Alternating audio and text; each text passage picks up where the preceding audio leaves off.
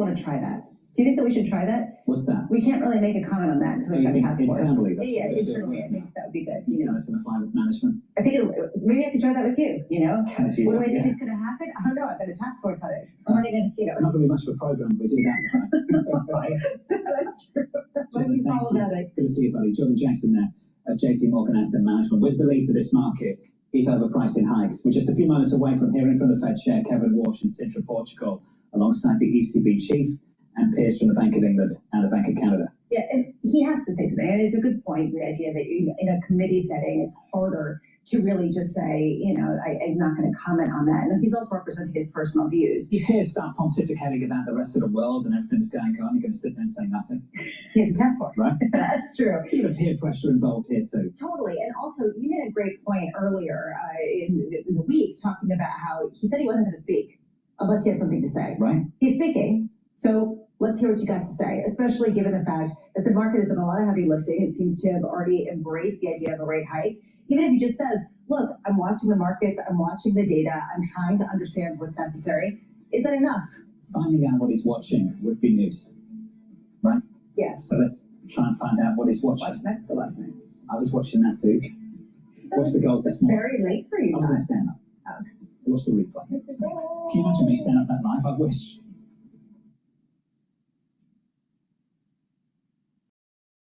Has anyone actually made it to level 4 before? If you're slightly congested, use level 1.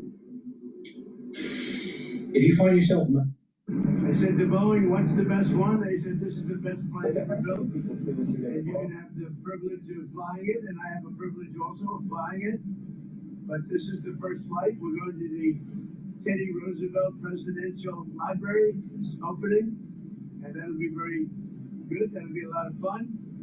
But I think, you know, to be honest with you, I'm excited about the first flight. It's something nobody's ever seen anything like it. Even you people with all your experience and all of your talent, you will never see anything like this. So they just completed it. They made it appropriate for a president that means the security and all of the different bells and whistles they put on. Very complex stuff, but it's really quite something. And this is a plane that the United States of America should have. Our Air Force One was 35, 36 years old, and it would be parked next to the new ones like this, and it really didn't look appropriate for our country. So we're very proud of this. The country is very proud of it. And you can do two things. You can low-key it, or you can show it. And I think the country should be very proud of it. And it's beautiful, and you'll see that in a little while when you board. As far as things are going, the denuclearization of Iran is moving along well. They've had very good meetings, and we'll see. We hit them very hard for 3 nights, as you know, but we're getting along very well. So I call it the denuclearization. And it's all taking place. It's all going well. The stock market is setting records virtually every day. The oil price is way down. We're down at 68. I see it hit 68 today. That's lower than when I started the, I guess you could call it an attack on Iran so that they never have a nuclear weapon. So the oil price is now lower. The retail prices, the gasoline is coming down rapidly. And if you have any questions, let's go. Mr. President, what's your favorite upgrade to the new plane, and how much did it cost American taxpayers to upgrade the plane? Well, it costs very little relative to what it would cost if we did it a different way. So this was a gift from a country that's treated us very well, and they're an ally of us over in the Middle East, GETTR. And I went to Boeing and I said, who has the best one? They said, GETTR. There's never been a plane like it. Frankly, we couldn't build a plane like this because we wouldn't be willing to spend the kind of money necessary. They spent top dollar. So the head of Boeing said, this is considered the best 747 they've ever built. And I went to GETTR and said, I'd like to use it for a period of time because the other ones, as you know, are under construction. They'll be here in 2 years. And because, you know, the plane is 35 years old. So I said, I'd like to use it. And the Emir, Tamim, who's a great gentleman, he said, no, I'd like to make a contribution to the country. So it was very nice. And we're able to do it in about 5 months. You know, bring it up to the presidential standard, meaning security-wise, and you're gonna get a kick out of it. There's just nothing on it. And Mr. President, your financial disclosures, you had a very lucrative year last year. What message does this send to average Americans, especially those who may be struggling right now financially? I don't get involved in my personal. We have funds that run my money. But you are benefiting. Well, I paid a lot of money before I became president, and they invest my money, and I don't talk to them. I don't even speak to them. So I have many people. I don't know what they call closed accounts or something. You put your money in, and that's it. I don't talk to them. They're big institutions, and they run it. But yeah, I've had a great career in business. I've had a great career. Concerns about conflict of interest? I don't know if I've had a better career in politics or business, but I had a great career in business, and you know, you saw the cash. For someone that is such a billionaire, he doesn't seem too bright, especially when it comes to certain terms. He's not an intellectual. He has street smarts, but he's not an intellectual. Please go to my, oh, by the way, we are live streaming on YouTube and Rumble and on my website, the-studio-reykjavik.com. Thank you for joining. My name is Dr. Paul Cottrell. We're going to go over the news. I'm going to tell you how the markets are performing, how to benefit from them, how I'm benefiting from them, so you can become a billionaire like Donald Trump. And also how to improve your health and wellness, so you don't look like Donald Trump. Please go to my store, the-studio-reykjavik.com. We're in the allergy season, so please make sure you stock up for your household structural nail silver lozenges. These are better than other lozenges that you may be purchasing from somewhere else because this has structural nail silver. It will neutralize the allergens, and during the cold season, it will neutralize. It'll help to protect your oral pharynx and mitigate any sore throat or any allergy that you may happen to get.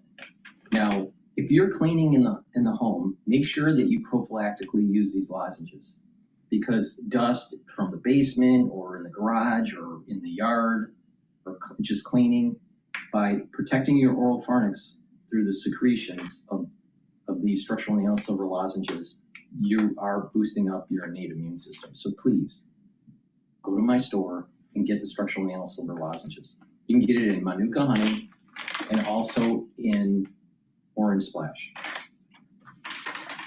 And also, good night formula. Good night formula will help you to get into 3 to 5 cycles of REM sleep and deep sleep. This is really important to help to slow down the aging process and to improve your brain function. This is tryptophan, melatonin, GABA, and passion flower. When you get into these 3 to 5 cycles of REM sleep regularly, you're detoxifying your central nervous system, consolidating memory, and you'll be well rested. You will start improving positively your neuroplasticity. You'll have more dendritic connections. You'll be able to concentrate better. Your memory will improve. So please go to my store and get the Good Night Formula. Take it every night and get a better sleep. Good sleep will help to slow down the aging process.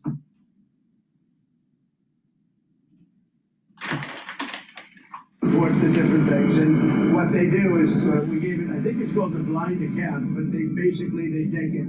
And I never speak to any of the people that run the money, but they're big institutions, and they invest in whatever they invest in. But to critics who say you're profiting off the presidency, Mr. Well, you know why I'm profiting? Because the stock market's going up. Everybody's profiting. If you have a 401k, how's your 401k done? It's about up 85%. Thank you, President Trump. So we're all profiting. I'm profiting because I have a lot of money and a lot of cash, and I give it to institutions. I don't know if they know what they're doing or not, but they buy a vast array of things. President, how do you meet with Secretary Ex-Stats and General Payne about potentially returning to an all-out war with Iran? Does this mean you've been unhappy with Iran's adherence to the MOU? Well, I think they've come a long way. We hit them very hard last week.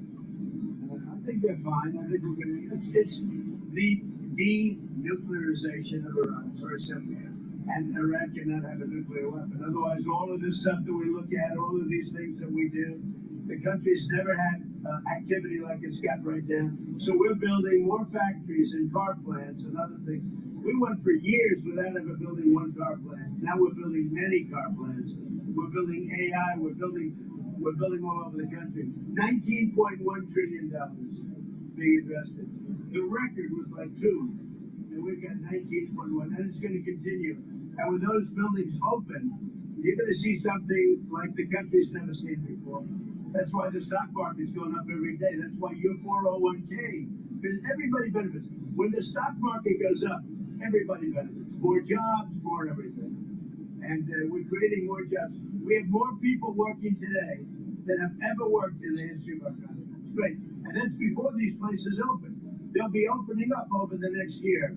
And we have them coming into Taiwan. From Taiwan, we have more chip makers, and the biggest company in the world, actually, the chip maker. But they're coming in, they're building in Arizona, and they just announced they're going to double the size. We could have 50% of the chip market by the time I leave office. You know what we had now? Nothing. And then I got, as a gift, another gift, I said to Intel, give the United States, they needed something, they needed some help, the chip maker.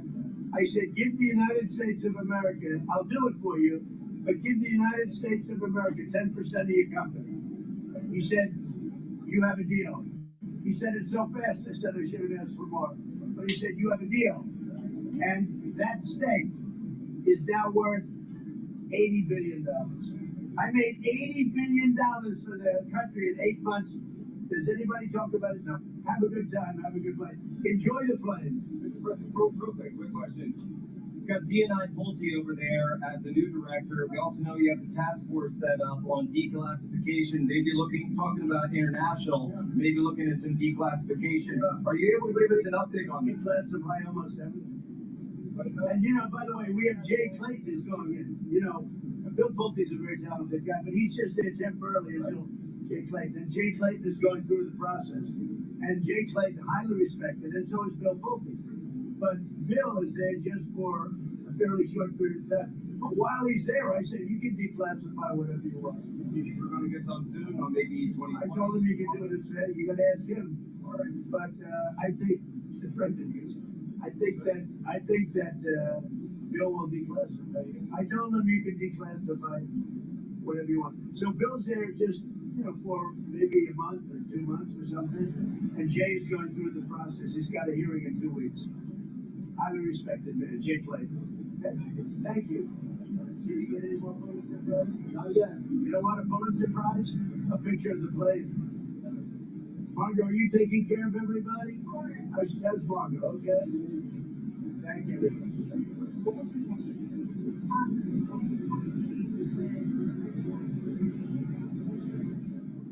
All right, President Trump, very briefly, speaking to the media there as he is on his way to North Dakota right now. Once again, he is going to be participating in a tour of the Theodore Roosevelt Presidential Library, and also at 3:15 p.m. Eastern Time, President Trump set to deliver some remarks there as well. Now, before he does that, he's also participating in a Freedom to...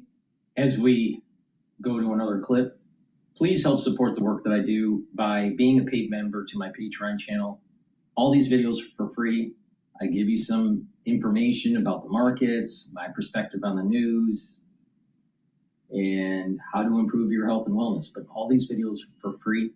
Please help support the work that I do. You can also donate on my website, the-studio-reykjavik.com. On the homepage, you can donate through Stripe, PayPal, or buy me a coffee.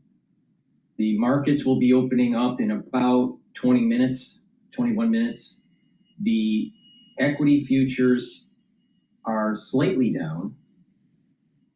They're at 7,526. The VIX is stable. It's just below 17. The euro is trading at 113. The Japanese yen is trading at 162.68. So currencies are stable. Bitcoin starting to go down.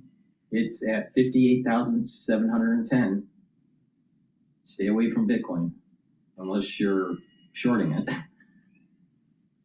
Oil is trading at 69.10, and natural gas right now is trading at 3.24. Now, what I'm doing today is shorting natural gas and longing the equity market. Now, we're getting into the long holiday weekend. I'm not sure if there's going to be that much trading movement today. The action's really going to be next week. So I'm kind of prepping for that action. Now, for oil, there's going to be this trading range. We have this support level at about 68.70. So around the 68 position, 68.50 if you want to just round it, as a support level for oil. And you have approximately a ceiling for this trading range of about $79 per barrel for WTI. But interim trading, so near-term trading, we're probably going to be bouncing around the 68 mark to around 72, I would suspect, unless something happens with this MOU and peace agreement. If it's positive, then we're going to break that support level and start trading below 68, maybe the high 67 range. If it's negative, if something bad in the negotiations happen, I suspect that we're going to be trading closer to $74 to $79 a barrel. I don't think we are going to be getting to the $90 a barrel anytime soon, but beware of this trading range. It's probably biased to go down, but it's going to be undulating. It might break the 68 and start trading below, and then it'll start to come back up, and there'll be this, what I call a harmonic dissipation. That's, if you look at a year chart of day candles of the WTI future market, you'll see what I'm talking about. There's this oscillation that's starting to take place, and there's this harmonic dissipation where we're going to be in a normal trading range. Natural gas, top is around 3.3. Bottom of this trading range is just below 3.1. So right now it's trading at 3.23, so I'm shorting. So with that, let's listen to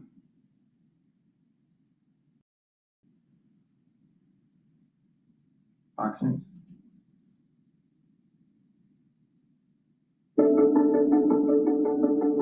Introducing the world's most researched brain photobiomodulation device. Joining us now, Homeland Security Secretary Mark Wayne Mullen to weigh in on this. Good morning to you, Mr. Secretary. Thank you for being here.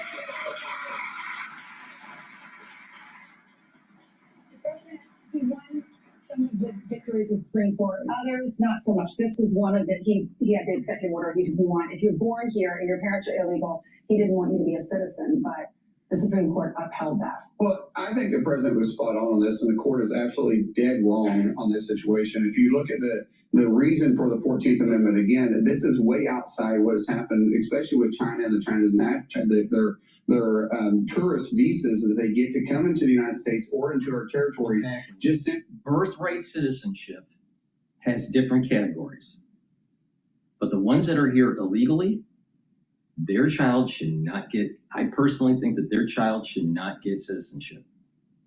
And there are an increasing number of individuals that are traveling while they're pregnant, and they give birth in the United States. They want to give birth in the United States, and their child ends up getting citizenship. And eventually what happens is that this anchors them, even if they go back to their home country, this will eventually get them into the door for processing to become citizens. The parents, let's say the child is 16, they decide, or let's say 18, and he or she decides to live in the United States. There will be a process to bring the parents with them to be fast-tracked Just imagine when the Democratic Party starts to take control of the executive branch and the legislative branch. Eventually it will happen. And it will be sped up. It will be on steroids. This fast tracking, this immigration legal industry will have a bonanza. Okay, so you have this issue where people are coming here illegally and having their child. And it kind of anchors them here for processing. You have individuals coming here on tourism to have a kid, and then eventually that kid ends up getting citizenship that in the future allows them to anchor into the United States. It's a little bit longer duration than the ones that just illegally come here. But the point here is that it's happening. It's not theoretical. Now, most American citizens are against this policy, this ruling by SCOTUS. And unfortunately, I think they did it on purpose. I think the justices want to actually weaken the country. It's not that they don't know that this is going to help. This is going to help the cause of the liberal movement and weaken the country. How does it weaken the country? You can have a terrorist actor, terrorist state, have a policy, and they think in terms of years, not months, but have a group of people coming from a certain region of the world, like the Middle East, have their kid.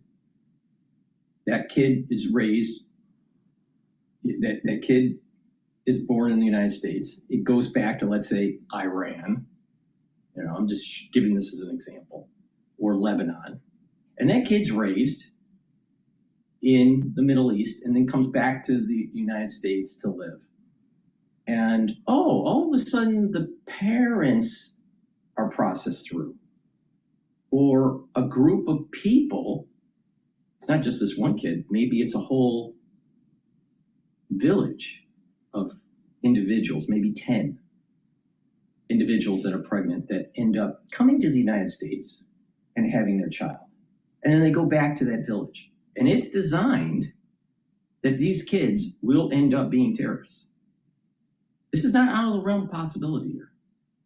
And then they come back to the United States, legal citizens, and all of a sudden we have opened up the door to terrorism. Now, is that plausible? Yes. Is it highly probable that all of these things are going to happen? No. What's even more pernicious is when the border becomes more porous after Trump's administration, there's going to be more illegals coming in. And they will have their kid, and they're going to have this birthright citizenship and the anchoring of the parents. You're going to have a liberal bias towards keeping them here and fast tracking them for legal status. And it's going to change the composition and the culture of the United States. Now, who are some of the people that are coming over the border? Many of them are from Central and South America. So you're talking about Latinos. But there are many other countries that are flying into this in South America and then taking the route to get into the United States. This was what was happening with the caravans. Some were Chinese, some were Ukrainian, some were from Africa. So you have other people traversing through those caravans towards the United States when we had a porous border. That's not happening under the Trump administration, but again, what happens when you have a Democrat president not willing to enforce border laws? What happens when you have a Democrat-run legislature that's in control of the House and the Senate, where they just increase the flow. This is going to change the structure of the society. And it's going to be pernicious, and it's going to get bigger as time goes on and more prevalent 18 years, 20 years down the road.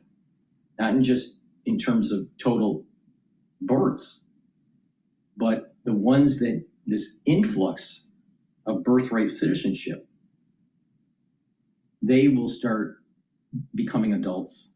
These children will become adults in 18 years, getting into the job market, starting to vote, and it's going to change the composition of the United States. Now, look at what's happening with democratic socialism.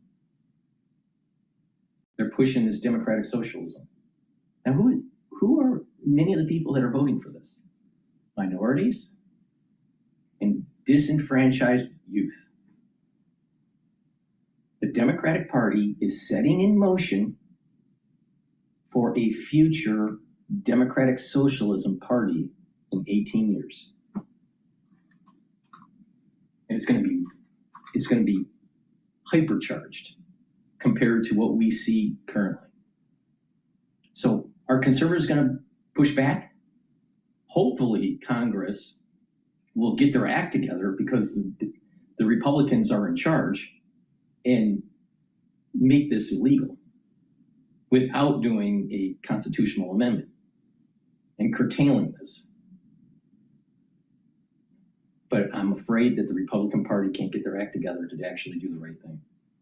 And this will become a perennial issue during elections, during the general elections, and never really get anything done. I mean, think about how perennial it was with just enhancing border security, preventing illegal immigration. Remember, I mean, I remember this being an issue going all the way back to Reagan. And there was, during his administration, there was amnesty that was given, but there wasn't a correction. It didn't correct the problem. All it did was give more incentive for future decades of more inflow of illegals. And hence, fast forward from Reagan to Biden. Look what happened. The country is changing. Think about if you're Gen X, around my age or older. America is no longer the America you were born into. It's different. And it's not necessarily a good thing. Now, people might say that's racist or that's just xenophobic. The culture is different. And if conservatives want to hold the line and have, I'm for immigration, but controlled immigration, not uncontrolled immigration. And it has to be legal, not illegal.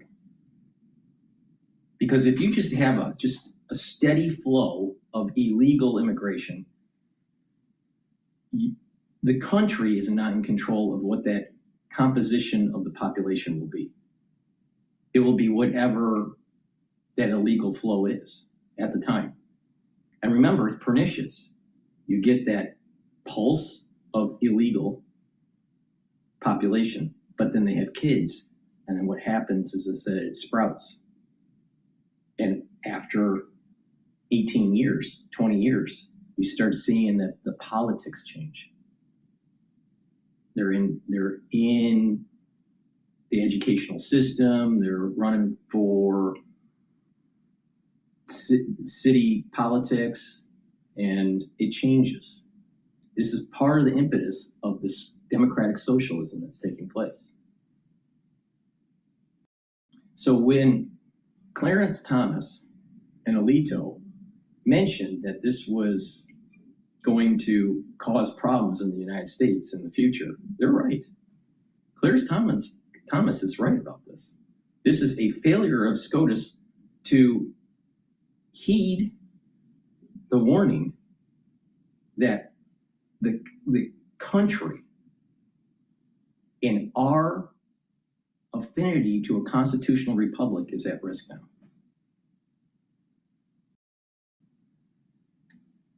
I can only conclude that the ones that actually pushed the ruling for birthright citizenship, including Barrett and Barrett and Roberts, they know what they're doing. They want to change the country. Question is why? Who got to them? Who's in charge of this? My personal belief on this, I have no evidence to prove it, but I suspect, so a hypothesis, I suspect that we are seeing the seeds being sown for the new wave of globalization, where it's an erosion of borders. It will be regional. There'll be these regions that are amalgamated for monetary union, and that we will be merging with North America, Central America, and South America. And if you change the composition in the United States, you have a higher probability to allow this merging to happen. Barrett and Roberts are globalists, and that's the problem.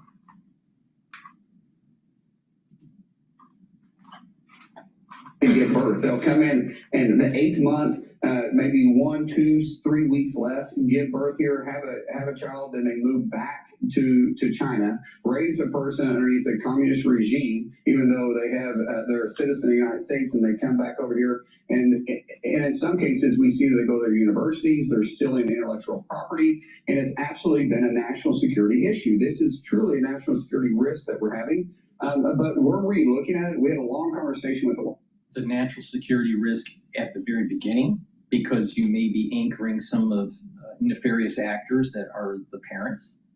It's a national security risk perniciously down the road in 20 years. If you have some sort of terrorist plan from a nation state like Iran, and they think in terms of decades, they don't think in terms of days.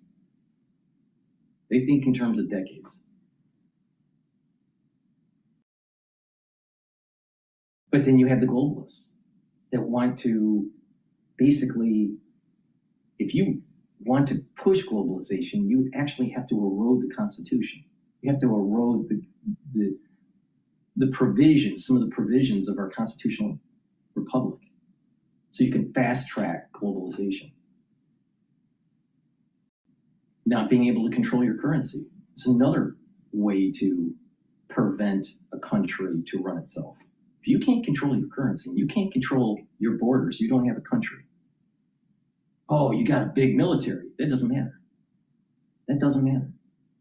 You can't control your borders, and you can't control your currency. You don't have a country. Now, what does this mean at the second derivative? If you can't control your currency, you're not controlling your economy. What does that mean as a second derivative for the borders? If you can't control the border, you're not controlling the composition of the population.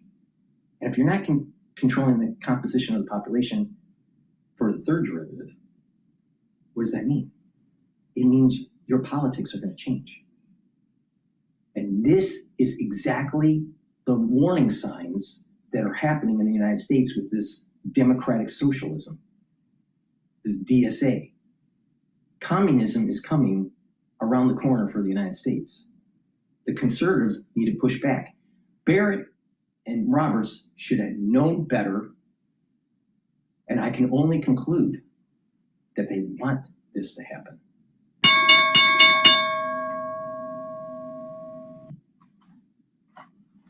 House yesterday, a long conversation with the president, Tom Homan, Stephen Miller, all of us together are working and saying, okay, how can we protect America and still at the same time, unfortunately, figure out how to work with the court in this situation. And one thing you're doing is looking at the territories which China especially is abusing, Guam or other places, and saying, okay, you're 8.5 months pregnant, maybe you should get on that plane.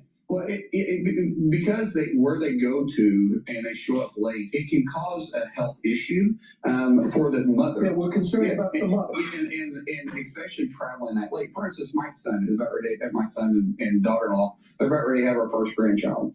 And they're traveling here for the 4th of July, but the doctor said this is the last time they're traveling because she's due the 1st of August. And so their doctor is already saying, hey, this shouldn't be a travel except in a case of emergency. Well, you're not going on vacation in emergency in late-term pregnancy. And so those are some issues that we can look at. Because at the end of the day, it is national security. Listen, all these men and women that sitting out here, which, by the way, the first time to be on your set and sit here with these guys, true heroes. No, what they should do, it's as simple as this.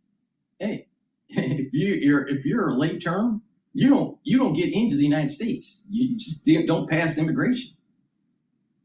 Period. Send them back. And when it comes to the illegals, and then you catch them, and they're pregnant, you fast track them back to their country, so they can't have the kid.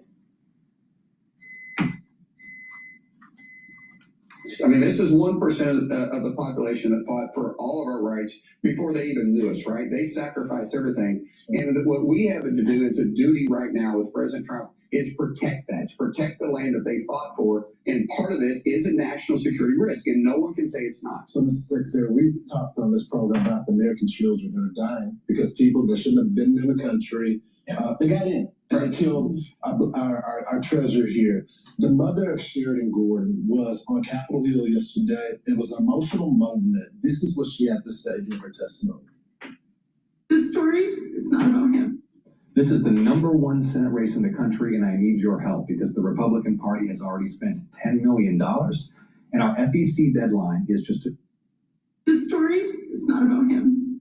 This story is about my Sheridan. It's about how failed border policies, sanctuary city laws, and twisted leaders refused to cooperate with ICE. They sent her to her grave. We choose you. We choose you. Choose us. Why does my child matter less than an illegal immigrant? Exactly. I don't understand why it's only the Republican side that cares about our American children. But they behaved like clowns yesterday. Right. But the problem is, the problem with the Republican Party, I agree with this woman, but the problem with the Republican Party is that when individuals like myself actually give them power through our vote, and they are running the legislature, and they're running the executive branch, they can't get the damn job done to get whatever needs to be fixed.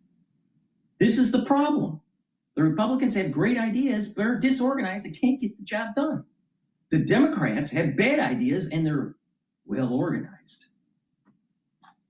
And this is what's going to happen, where our country is going to burn down because we're going to have democratic socialism across the country.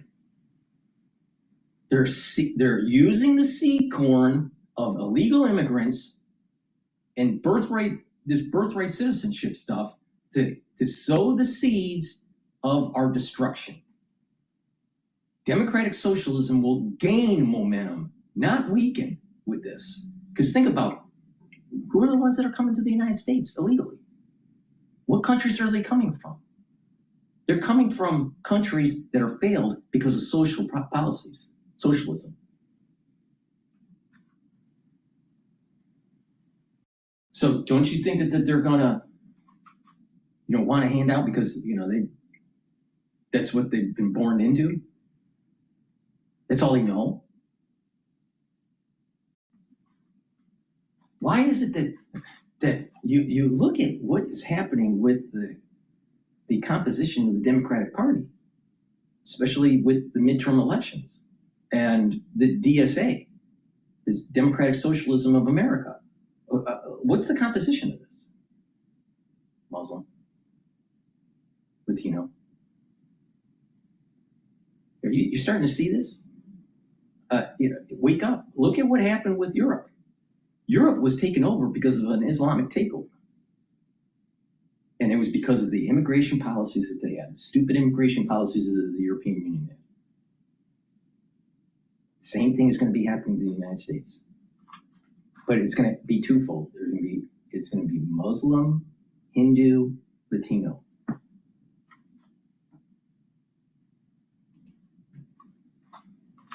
Single death that is at the hand of an illegal is 100% preventable, because a person should never been in this country to begin with, because of the failed policy of the Biden administration that let millions of individuals come in unvetted, unchecked. We're chasing down trafficked little girls, the tune of 450,000 children that were lost during the Biden administration. We have deaths that are happening at an unprecedented pace by the hands of illegals. 50% of every death that has happened in Fairfax County, Virginia, is at the hands of an illegal. 50%. Wow. 41 individuals have been killed in Tennessee in the last 12 months. And from illegals that should have never been in this country. The statistics are off the chart. And every single day, DHS, through ICE and all the other components we have, are fighting to get these criminals off our streets. The worst, 70%, this is a statistic that people need to understand. 70% of every single person that ICE arrests on a daily basis either have already been convicted of a felon, or they're being charged with a felony. 70%. That's important. It's very important, because these are thugs. These are criminals that are walking our streets, and we're having to fight sanctuary cities. Unfortunately, where we're sitting today, the leadership in New York City right now is horrific. And let me tell you, the police officers and NYPD, they are the best of the best. Literally, we love working with them, and yet their leadership is handcuffed and say, no, you can't work with them. You can't work to get the criminals off our streets.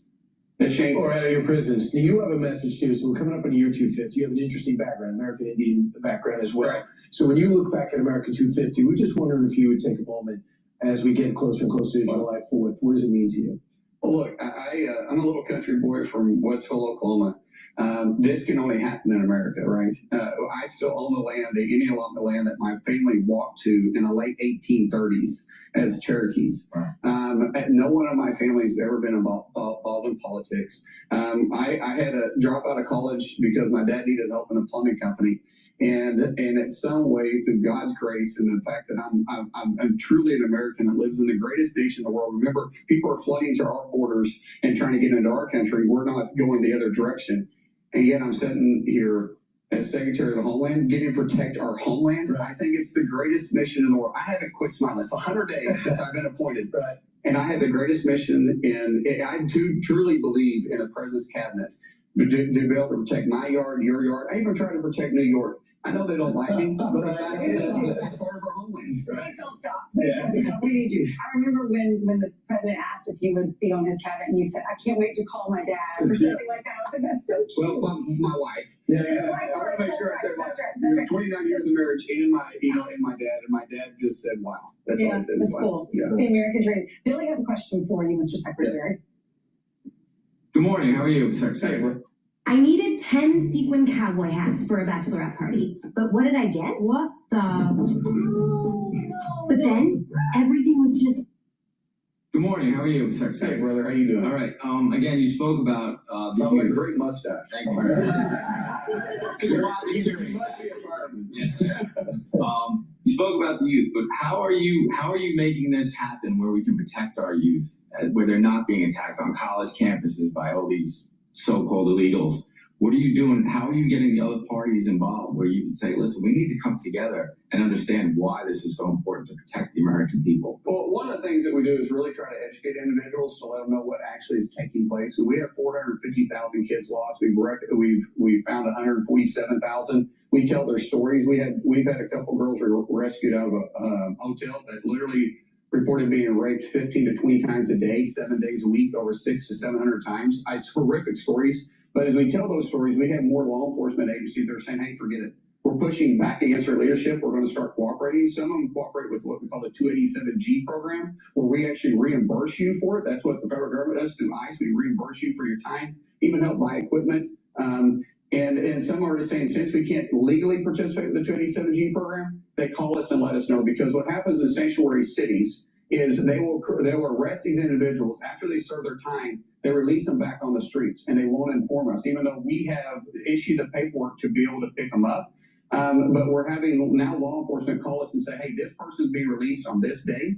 We can't hand them over to you, but as they walk out their gate, they're fair game, and we arrest them there. So more cooperation we can get, even from places that aren't supposed to participate with us, is the right way to go. But the residents of the community, they're the ones that need to start stepping up. Leadership matters. And when you elect the wrong leadership, it's okay to correct course. It's okay to go say, hey, we made a mistake. It's time for us to do better and get somebody else in there, because if they're not protecting you and they're protecting criminals, they're not. That's not called leadership. That's called pandering. Yeah, that's because Eric Adams and Cuomo lost to Bandami, and now we have the situation we have in New York City. That's why people make terrible choices here in New York City, and we can't vote because I don't live here. Thanks so much, Mr. Secretary. Such an honor to be here. Be sure to like and subscribe for all the. We need to protect our borders, and we need to protect the composition of the nation to maintain this constitutional republic. If you change the composition of the nation too quickly, you will no longer have that. And that's what exactly the Democratic Socialists want. They want to change the composition of the population of the United States to unravel the Constitution. They're doing some nefarious things. We need to wake up and push back. Please go to my store, the-studio-reykjavik.com. Get the vitamin C and magnesium. This will help to improve your immune system, help with brain function, and help with your skin. Magnesium and zinc boosts up that immune system and helps with brain function. Most people are not taking enough magnesium to improve brain function. So please, if you want to slow down the aging process and improve your cognition, taking magnesium is super important. Probiotics, I have two types. You can get the powdered version or the veggie cap version. Either one, but take it every day. This will improve your gut biome, allow you to absorb your nutrients, improve your metabolism, help boost up your immune system, bring down inflammation at the gut level, reduce the erosion of the lining of the gut, reduce leaky gut syndrome, improve your sleep, improve your skin. You get many different benefits from taking a good probiotic. Good health starts at the gut. So please go to my store and get either the powdered version or the veggie cap version. Take it every day. Another great supplement to help with digestion, digestive enzyme complex. What this will do is reduce the load on your pancreas, allow you to break up the proteins, carbohydrates, and lipids,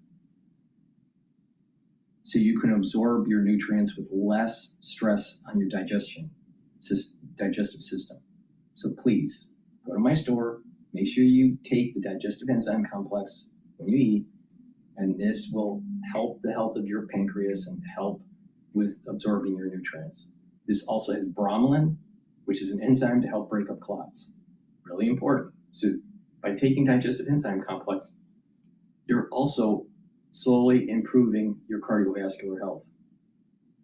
Please go to my store, the-studio-reykjavik.com. And lastly, vitamin D3. Simple vitamin, but it's very powerful. It's a gene expression cofactor, so your cells will perform better when you take vitamin D3. It helps to get rid of cells that need to go into apoptosis if they're infected. Super important during the cold season. Vitamin D3 also helps with cardiovascular health, especially when you stack it with K2 and K7. And vitamin D3 helps with bone density. Taking in calcium, doing resistance training, and it improves that bone density. Super important. You ever see someone that has brittle bones, falls, and then 2-3 weeks later they're dead? Because that's what happens to many people that are in their geriatric years and they did not improve their bone density. So you don't want to be a victim of that. Please go to my store, the-studio-reykjavik.com. Get the vitamin D3.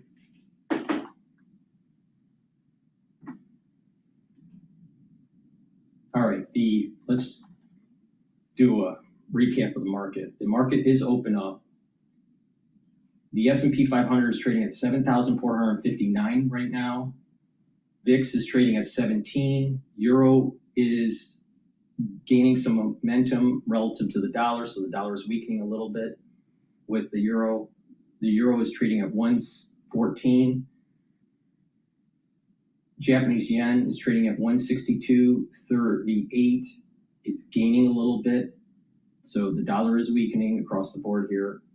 Bitcoin is now trading at 59,000. Oil, stable, trading just below $79 a barrel.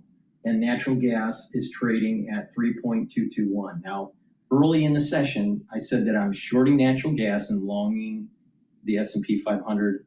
I just made money on the natural gas. I closed out the position. I'm waiting to go back in. So, and we started this conversation on Rumble an hour, about an hour ago, a little bit more than an hour ago. Hour and 15 minutes or whatever it is. So if you just pay attention, in a very short amount of time, you can make some money. I'm telling you what to do. So, you do whatever you want. But the thing is that you can listen to the news, pay attention to the movements, the dynamics of complex systems, and benefit from it.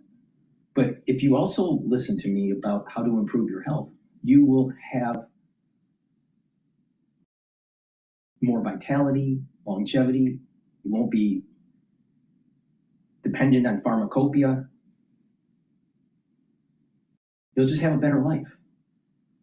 So do you want to be a victim, or do you want to actually be the master of your own destiny? So just listen. Just listen. Please go to my store, the-studio-reykjavik.com. And part of the reason why the dollar is weakening is Walsh's talk on Bloomberg. So let's just listen in. Walsh is the new Fed chair. Of trying to extract that. My view, and my colleagues I think have said this better than I, my view is financial markets and the real economy work best.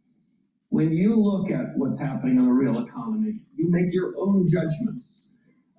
There has been a tendency, and I take plenty of blame from this, the 08 crisis, where we were trying to suppress volatility, where we thought we needed to spoon feed markets to get out of that. That was the right policy for a crisis. It is not the right policy for the time that we have now. And so sometimes unlearning is harder than learning, and I'm going to keep at it. Okay, so President Lagarde, how do you think about the best levers to boost growth in the Eurozone right now? Capital Market Union, 28th regime, and boost the venture capital. Okay, so that would be on the growth front. But I would like to add one thing. Thanks to the veterans at this podium and a few other people, we have a strong, solid, robust banking system, which is strongly, well-regulated, well-supervised. And I think we should be cautious about what we are throwing away by way of simplification. So we do simplify things, and I'm delighted that, for instance, the ECB has done away with 40 different set of declaration disclosures that were unnecessary out of the 130 plus. So we have to go through that process. But I think we have to be cautious about how risks actually move. And risks were squarely in the banking system back in 2007-8 when we were all together fighting this global financial crisis. Risks travel fast, and there is no limit to the imagination of those in the financial sector who are trying to make money, as is their business, and who are taking risks. The question is really who eventually ends up taking the risk and sweeping the mess. So I would contend that this regulatory work that we did at the time, we need to be very attentive, as Andrew suggested, to make sure that the risks that have moved and traveled afar through different structures, bodies, and the different names are also looked at carefully, and that the right measures are taken to protect the public good and to protect the principle of who takes risks bear the responsibility that goes with it. The other big topic that I know that you all think about and is part of your remit is the balance sheet. And Chairman Warsh, you had talked about before you became Fed chairman that the balance sheet was too big in the United States. So it's at 6.7 trillion right now. What level would you be comfortable with it at? No forward guidance. No forward guidance, and I'm not going to get the balance sheet. Okay, we're just among friends. We have a task force for that too. Great. We're going to play drinking game on task force. I'll say this: there is no secret that from the 2011 period when I was leaving the Fed through now, I wanted the Fed's balance sheet to be smaller, and I long wrote about and described. Interest rates should be the dominant means through which we make monetary policy. If we're in a crisis, there could be a different set of rules. It's always struck me that interest rate policy is the fairest to the broad constellation of our citizens. Interest rate policy, whether we move it up or down, transmits its way into a new mortgage, credit card debt, transmits its way through a lending channel and credit channel. I've always had a view that the balance sheet works mostly through asset prices, works mostly through signaling effects. My 4 weeks at the Fed haven't disabused me of that idea. As we're hearing an alarm, that must be my way of saying that I've gone too far on the balance sheet. But we have a task force that you'll find out of outside people that are going to debate this topic, bring it back to my colleagues and me, to see whether we can have a judgment about whether the balance sheet should be made smaller. The only thing that I'll repeat here, which I've said repeatedly, is if there's a change in balance sheet policy, it'll be a change of my colleagues in the FOMC and the board. Those decisions will be well deliberated publicly, well understood, and will not be implemented until financial markets have come to understand what those are. It took us about 18 years to find our way into this big balance sheet, which again, in my biased view, borders on fiscal policy. It took us 18 years to get out of it. It'll take us more than 18 weeks to bring it down to size. I'm open-minded on the question. We're not going to prejudge it, but I want interest rate policy to be the working oar for monetary policy. Governor Bailey, you've been focused on the balance sheet. I guess at one point we were asking how big can your balance sheets get, and now I'm wondering how small they can get. Well, look, there's a nice sort of sense of irony I appreciate from this conversation, because I've been accused of having too big a balance sheet and reducing it too quickly. So, well, really. So can I go back to forward guidance for a moment, because I've really eschewed forward guidance on the balance sheet. So I really don't step into this world of saying we want ample reserves, we want big reserves, small reserves. My line has always been, we will meet the system's demand for reserves, because that's the system's demand for liquidity. Now, we will also spend a lot of time, by the way, understanding why the system wants the liquidity it wants. And also, the key other point, which Kevin has made very forcefully, is that's the way we actually implement monetary policy, through the short-term interest rate, transmitting out of our balance sheet into the system. And that works very well. So, our world is, look, we will meet the system's demand for reserves. We will seek to understand very closely why it's doing that.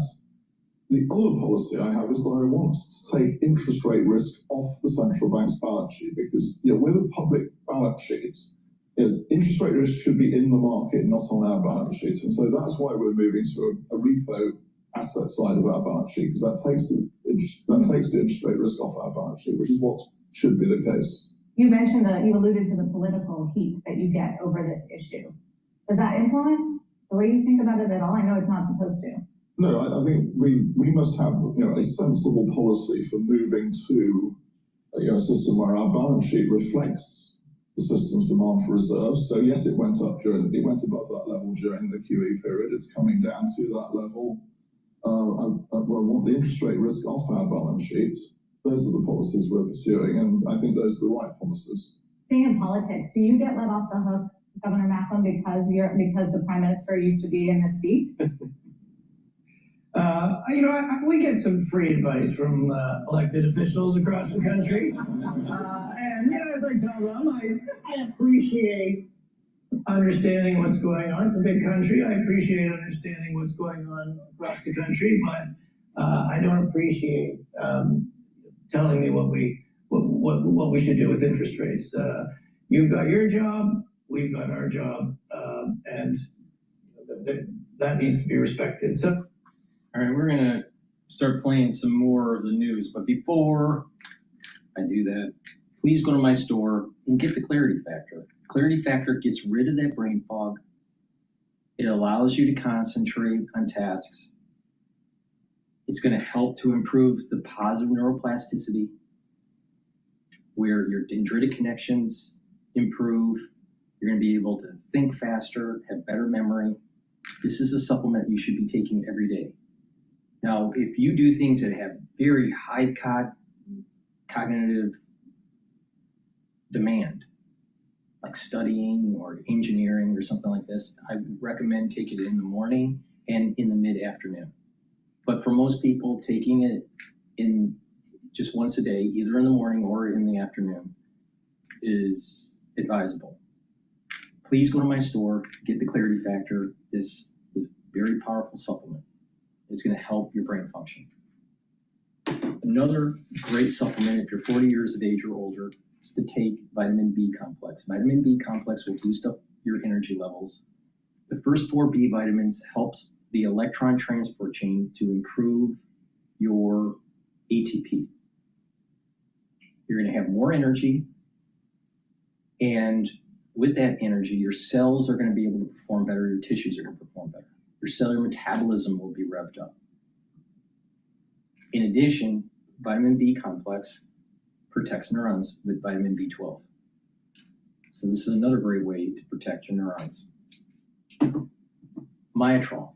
Myotrol will help to build muscle. It has polyphenols, flavonoids, and lignans to help with the gene expression to build and maintain muscle. It also helps to recover after a workout because it brings down inflammation. And myotrol helps the health of the mitochondria so you have more ATP to maintain those muscles. If you're 40 years of age, building muscle is hard, and you lose muscle easily. It's called atrophy. Myotrol will reverse that. Myotrol will help to build that muscle and maintain that muscle. So this is really important to take. Now, building muscle through doing resistance training will also help to build denser bone. That's really important. Make sure you do back exercises where you're building back muscles. When you're building back muscles, you're improving your posture, you're improving your venous return flow to your heart, and you are improving lymphatic flow. So you're helping your immune system and cardiovascular system. By doing exercises that improve your calf muscles and your leg muscles, you're also helping to get that venous return flow. Your second heart is your calf. A lot of people don't realize that. So strong calf muscles is indicative of better cardiovascular health.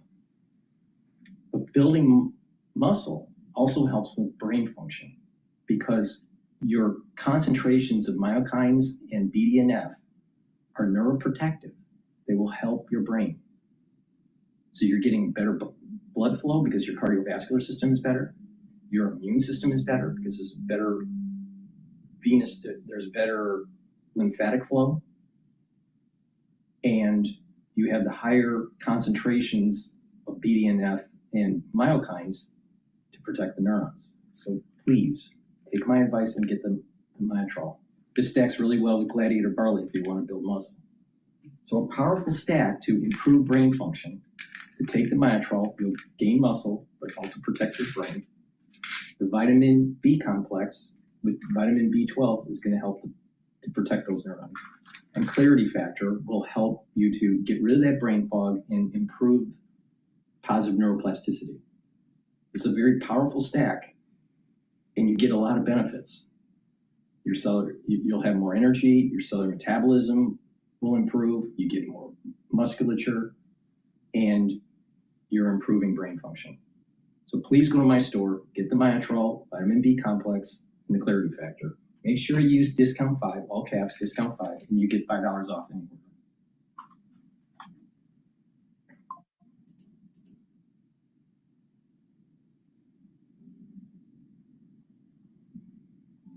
Let's listen into CNN going over Trump's so-called corruption because he made some money in the currency, in the crypto market. If you are using plastic phone mounts, you are damaging your car every day. Premium car owners refuse to use regular phone mounts. Here is why. Trump just disclosing that he's earned over $1 billion from his crypto ventures. Now, this is according to an annual financial disclosure form that just came out, about 900 pages. So there's a lot in there. But it does include this: more than $526 million in income from World Liberty Financial, which is a crypto venture Trump co-founded with his son. So take a look at this chart by top economic analyst Steve Ratner. He actually created this. Steve did before tonight's disclosure. I was looking at it. Then this happened. It was like, wait, we got to look at this. So let me tell you what it says. So what Steve did is put in blue how much money Trump's family has gained from crypto. That's the upper line there. In red, that's the line of how much investors have lost. About the same amount, more than $2 billion. Up front now, Ty Cobb, he is the former Trump White House lawyer. Ty, pretty interesting there when you look at that chart and how much Trump has made and how much everyone else has lost.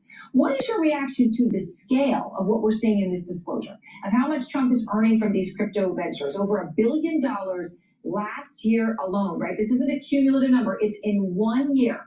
An industry he's actively promoted and supported and done policy executive orders related to. Is it legal? It's legal. I don't believe so. Certainly, I don't think it was contemplated by the founders when they created the emoluments clause. I do think that one of the line items, of course, is the commemorative coins. Several $100 million of income related to those coins. How can that be anything other than trading on his image and likeness in violation of the emoluments clause? With regard to the crypto, obviously that's, it's a slimy industry.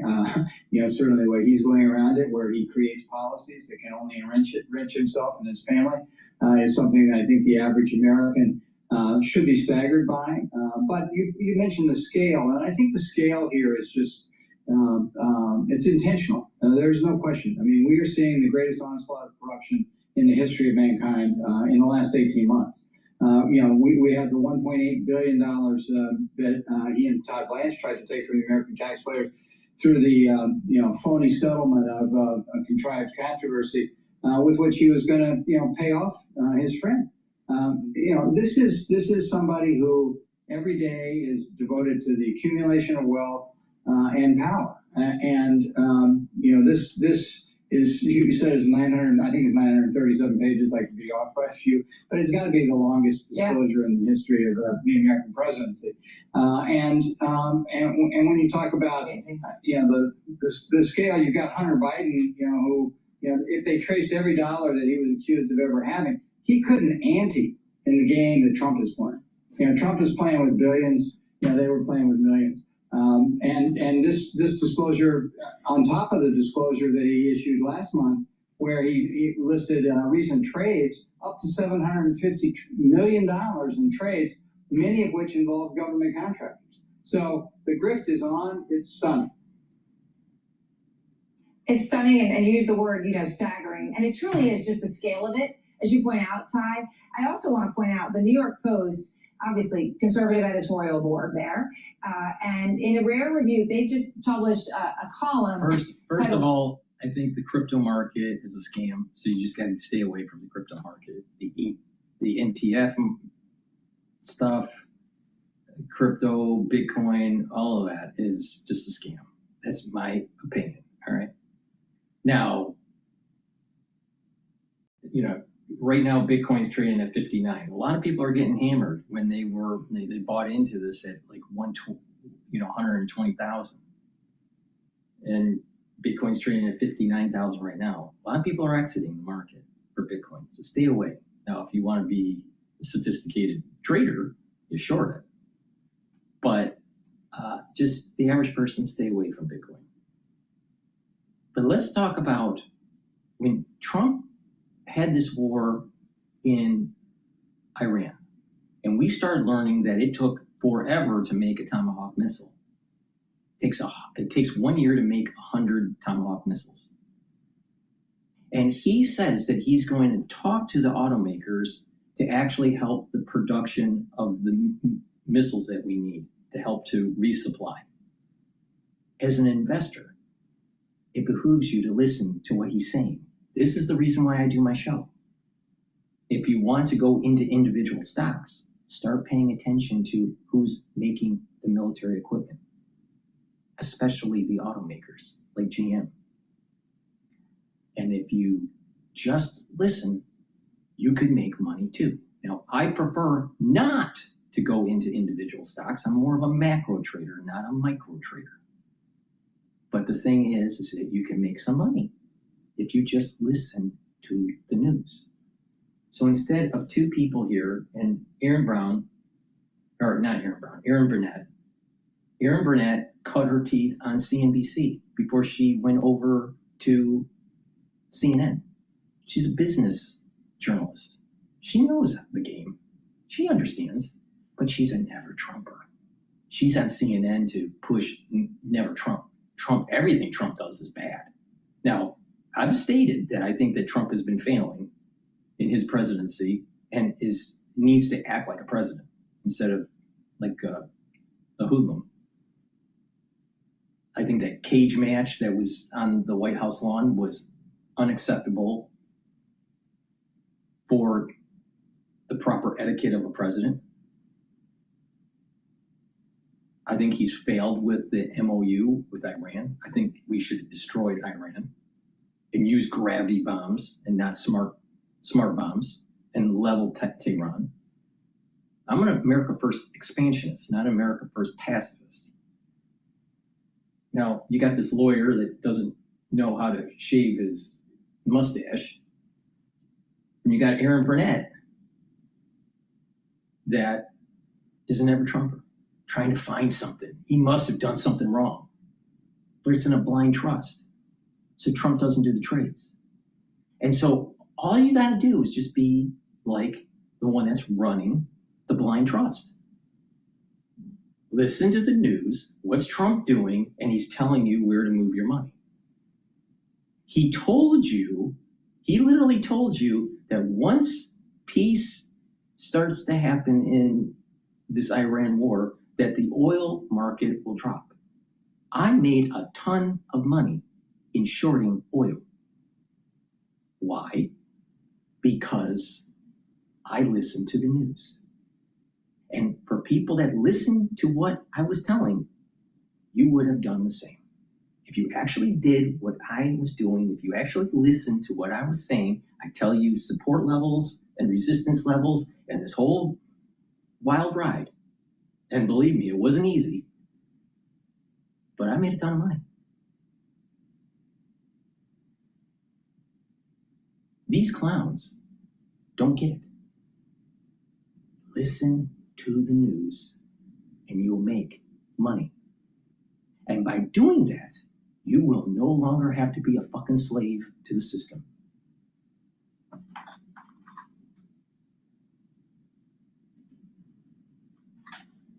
Mr. Biden-style sleaze is just as slimy when the Trump boys do it.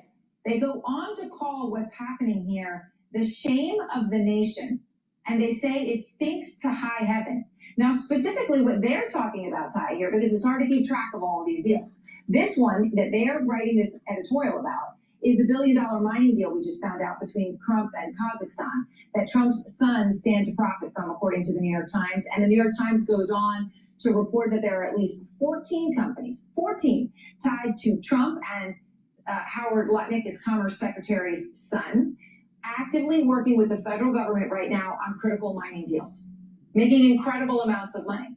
I mean, do you think that I would imagine you agree that with the New York Post that it stinks to high heaven and it's the shame of the nation? It is the shame of the nation. People should be paying attention. I mean, look back at managers, the money managers in the blind trust are listening to the news. And Trump is telling everybody. It's not like he's got insider information. He's going to say, hey, blind trust manager, put 10,000 shares in SpaceX or whatever. It's not like that. His money managers are listening. And the president is telling the American public, Joe Blow and Blow Jane, right, that, hey, you might want to look in this way. You might, he kind of winks in the news if you pay attention. Now, it doesn't mean that it's going to be immediate. It has to kind of ferment or germinate, whichever metaphor you want to use, before you can cash in. But it happens. It happens. The same thing when the taxes took place, when this whole tariff issue was taking place last year in April. And and the market sold off, and everyone was saying, "Oh, you got to take the money out and move it to Europe, and and the bond market's going to crash." And I said, "Don't bet against America and buy. If you listen to me, which is what I did, everything that I do, I tell you what to do. I'm doing it. Same thing with the supplements. I do what I say. You would have made a ton of money. But yet all these podcasts are saying doom and gloom. Don't bet against America. I'm telling you, don't bet against America. And you're probably going to make quite a bit of coin by going into defense stocks because they got to rearm. They have to rearm. We use a lot of munitions in Iran. Wake up. So why is this lawyer whining about Trump? Why is Aaron whining about Trump? Why don't they do what I'm doing and say, America public, you should do the same. You should actually think about taking control of your own finances. Don't be a slave to the system. Working for someone is no different than being a slave. That's modern day slavery. No matter if you're a lawyer, a doctor, a physician, if you are a professor, I don't care what your profession is. An accountant, a dentist, if you do not own the business, you're a slave.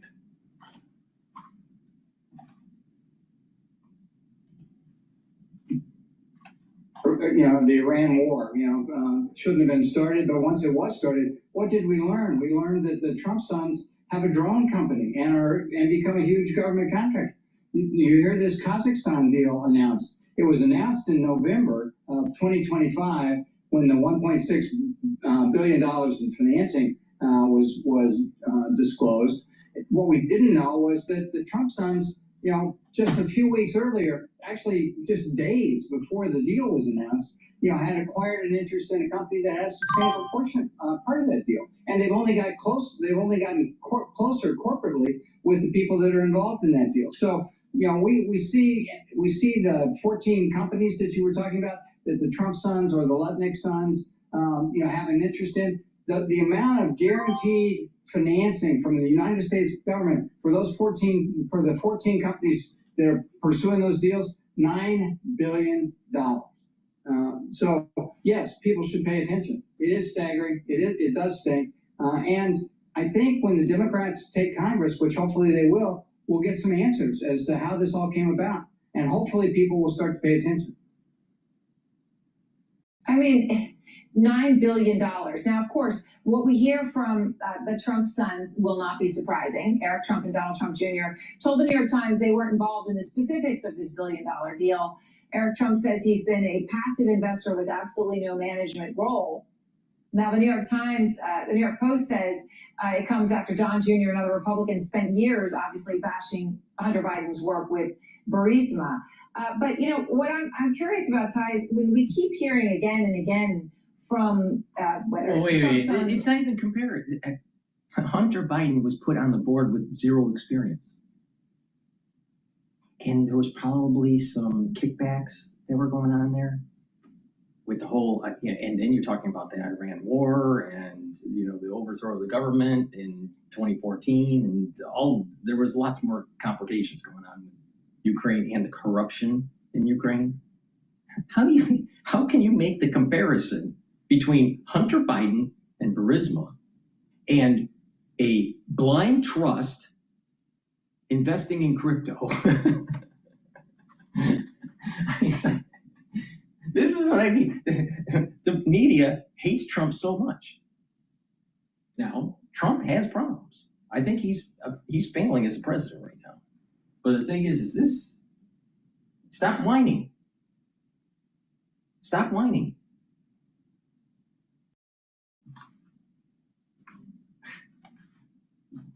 Lutnick Sons, they don't know the details. They're passive investors. It's not the first time we've heard this. No, and just because that they're not wearing a hard hat with a lantern or using a pick, that doesn't mean that this isn't their deal. They're in line to make millions and millions of dollars. The Lutnicks have already made millions of dollars in terms of the fees that they've charged for financing this deal. So they can try to deny their involvement all they want, but the reality is their companies are in these deals. And they're benefiting from what the companies earn in terms of revenue and profit. New York Times investigation found that the families of President Trump and the Commerce Secretary Howard Lutnick stand to profit from a $1.6 billion mining deal with Kazakhstan. Last year, the president and Secretary Lutnick signed a deal with Kazakhstan that gave a little-known American company. Now think about that. If this is the reason why you need to pay attention to foreign affairs. You need to pay attention to history. You need to pay attention to the news or the noise. There are signals in the noise that will tell you what to do. We keep on saying that rare earth metals are a big problem for our military. We need to secure. We're having issues with trade with China. They have rare earth metals. We need to find a different supplier. So why don't you use Grok and type in which countries have the rare earth metals that we need for our military industrial complex? And then start looking at the mosaic and saying, which companies are actually mining rare earth metals outside of China? And then take a look at if they're on the stock market. And if they are, maybe you should invest. But that was telegraphed 6 months ago, 8 months ago. It was telegraphed during the tariff crisis. Because what was happening? We kept on saying, we are having a problem with rare earth metals. And China was using that as leverage against us. Use the news to make money. Don't be stupid. Don't be the average stupid American. But the media is like going, well, there must be some sort of impropriety. You could have done what Trump did. You could have done what the blind trust manager did if you paid attention to the news. That's the whole point of my show. Now, I don't go into the micro detail of which company to go into. I'm more macro trader. But the thing is that the signal is there in the noise. It always has been. And the ones that make money, the ones that actually get escape velocity so they're not a slave, are the ones that can tease out the signal. And it's not like an equation where it's some sort of deterministic thing. There is an innate ability to do it. It's not Newtonian physics. It's not deterministic. It's more intuitive. But the ones that practice this, the ones that pay attention and become successful in teasing out the noise, you will no longer be a slave. Slavery has nothing to do with your color of your skin. It has everything to do with do you have to have a paycheck? That's slavery. And the media keeps you enslaved.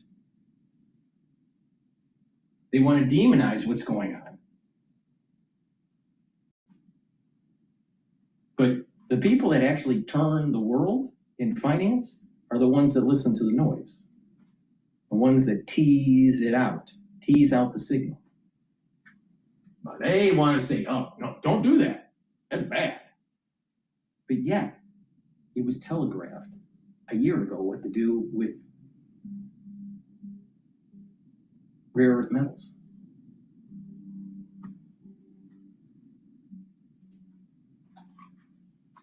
Access to one of the world's largest untapped reserves of tungsten, critical metal needed to make missile warheads, fighter jets, and computer chips. Within weeks, the sons of both Trump and Lednick also became financially connected to the deal. The Times is exclusively reporting one or both families now have financial ties to at least 14 companies involved in critical mining deals with the government. Joining me now is New York Times investigative reporter Eric Lipton, who's on the byline by that report. So, Eric, can you just walk us through the key points of your reporting here? Well, we've already reported about how the Trump family moved into cryptocurrency and has made, more than $1 billion, most likely. They separately are now working as a defense contractor through Don Jr. And here's a whole entire new landscape that the family is looking to make money, and that's in the critical metals. The United States is investing tens of billions of dollars to try to increase the supply of these metals because China is restricting access to them. They are very vital to the U.S. economy. So it makes sense that this is something that was started in the Biden administration. I don't know why they're whining. Because guess what? The clubs, like the Bilderbergs, the Bilderberg Group, or some very prestigious private clubs in Europe, Chatham House, think tanks like Davos. There is information that is happening in those think tanks. Deals are happening. Plans of where the economy is going in the next 5 years. Potentially war in certain regions. All that information from those think tanks, CSIS, CFR, Trilateral, if you pay attention and tease out the signal, you will make money. And it's been doing that. It's been like that since before Rothschilds. You're talking hundreds of years it's been like this. It's been like this since 1500s. The 1500s. Information leads to wealth. Information leads to wealth. Not hard work. Information leads to wealth. Hard work leads to a paycheck. Information leads to wealth. Now, for the last several hundred years, it was only a select few people, ones that went to prestigious schools, ones that ended up getting into finishing clubs or private clubs, such as, let's say secret societies, stuff like this. If you were a part of that for the last few hundred years, you would have had the information to be able to make money. Now, that doesn't mean that all deals make money. Some deals go sour, but you have asymmetric information. Trump broke that, and he is leaking out the signal. But there's a lot of people that aren't paying attention. Now, once he's gone, that signal from the presidency is going to go away. And you're going to have to pay attention more to the closed society information.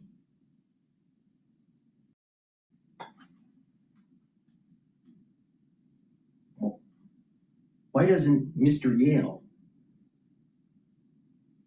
Anderson Cooper, say this to the American public? He's worth, I don't know, probably more than $100 million.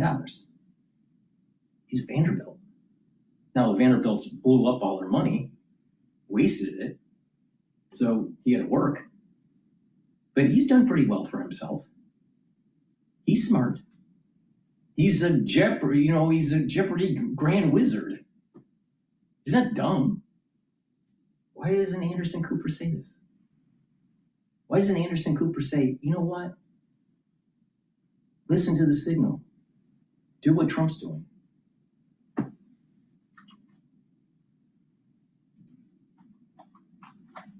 That this be done. But at the same time, as the U.S. government is moving to put tens of billions of dollars into companies to help them, build out new mines in the United States and around the world, the Trump sons have started to invest in the same sector, not only in the sector, but in some of the companies. They're investing in America.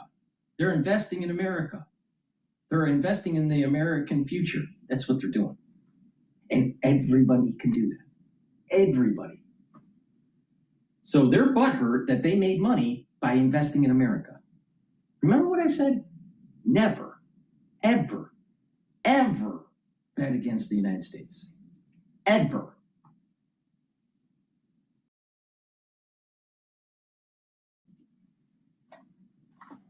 Government is backing. And separately, the family of Howard Lutnick, the Commerce Secretary, is helping a bunch of these companies raise capital in the private sector. So both of them are touching these deals. Now, the Lutnick family is not actually directly involved in the Kazakhstan deal, but they're helping one of the partners in the Kazakhstan deal raise more than $200 million in just around the same time as Dad Lutnick was helping negotiate something that was going to benefit the same businessman. So, what you're seeing, a crossing of interest of the government actions and the family private interest, which is something we've seen a number of times in this administration, but it's quite unusual in American history. And there's an Australian-born rabbi somehow at the center of this, according to your reporting. That's right. So there's an... Why are you still using bots for your meetings? How else am I going to remember what happened? Just use granola. Okay, what's granola? With granola, you get all the benefits of it. That's right. So there's an Australian executive who is in the mining sector, and he's the one that negotiated access in Kazakhstan to these deals. And he also was the co-founder of a separate company called USA Rare Earths, and he's also a shareholder there that's also slated to get billions of dollars. And Lutnick went out of his way to try to get the Kazakhstan government to give this contract to his company. So he's benefiting from potentially as much as like $5 billion worth of U.S. assistance. And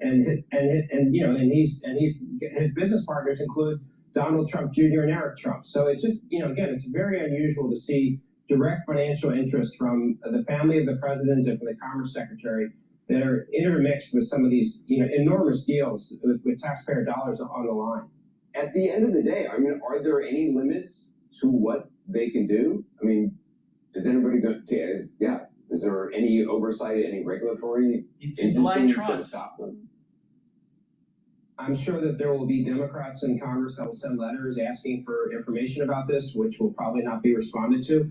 There's not going to be any investigation by the current administration. And none of this is actually necessarily explicitly illegal, because Lutnick's two sons are adults and they have their own businesses, and the president, under law, has no conflicts of interest. He's exempt from the criminal conflict of interest law. So if they didn't do anything wrong, why are they making a big thing out of it? Oh, they're butthurt that they didn't make all the money. Please go to my store, the-studio-reykjavik.com, and get the Boomer Boost. This has 68 nutrients that you need daily to slow down the aging process, help with brain function, help with cardiovascular health, help with musculature, rev up your metabolism, soak up free radicals, bring down inflammation. It's going to boost up that immune system and help with your endocrine system. This has all the vitamins and minerals that you need on a daily basis, with a lot of other compounds to help improve your health. Take this every day. It's a powder.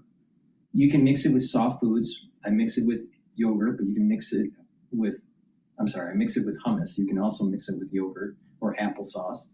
Some people put it in filtered water. You can put it with milk. What I've been recently doing, because the weather has been so hot, I've been also using it in iced coffee and just mix it in the iced coffee. There's many ways to take this, but take it every day. And if you suffer from migraine headaches, try this. You'll notice that the severity of the migraine and the frequency of the migraines will go down. So please, go to my store, get the Bloom Boost. This brings down inflammation. This is going to also help with A1C levels, controlling your blood glucose levels. Now, take this stack. This is a very powerful stack to slow down the aging process, and you can also stack it with the Bloom Boost. Lignans, soaks up free radicals, brings down inflammation, helps with the immune system and the endocrine system. Turmeric, soaks up free radicals, brings down inflammation.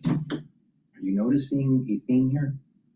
And ashwagandha root brings down the cortisol levels and helps to control the blood glucose levels. When you do this, you stack this. It's a very powerful stack. You're going to recover after a workout very quickly. You're going to be healing faster. You'll also notice that your immune system and your endocrine system is performing better. You're bringing down free radicals and bringing down inflammation. That's going to be good for your joints, your brain function, and your cardiovascular system. By bringing down inflammation and soaking up free radicals, you're reducing plaque formation. So you're getting better blood flow to your organ systems, including your brain. It's a very powerful stack. I highly recommend taking this stack every day.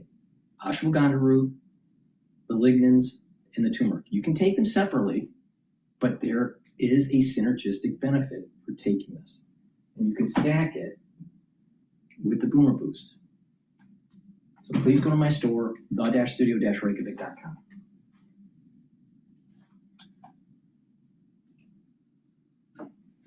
The government, and that would be inappropriate, but it's unclear if it would be explicitly illegal. And what has the White House said about your reporting? They said that the president has no conflicts of interest and that his sons are businessmen who are entitled to pursue whatever business they want to, which is, it's basically, there's a, they have rejected again and again and again. Every time, we or other news organizations have written stories that examine the overlaps, they say that there are no conflicts and that these are, the president's sons are entitled to pursue whatever, profits they want.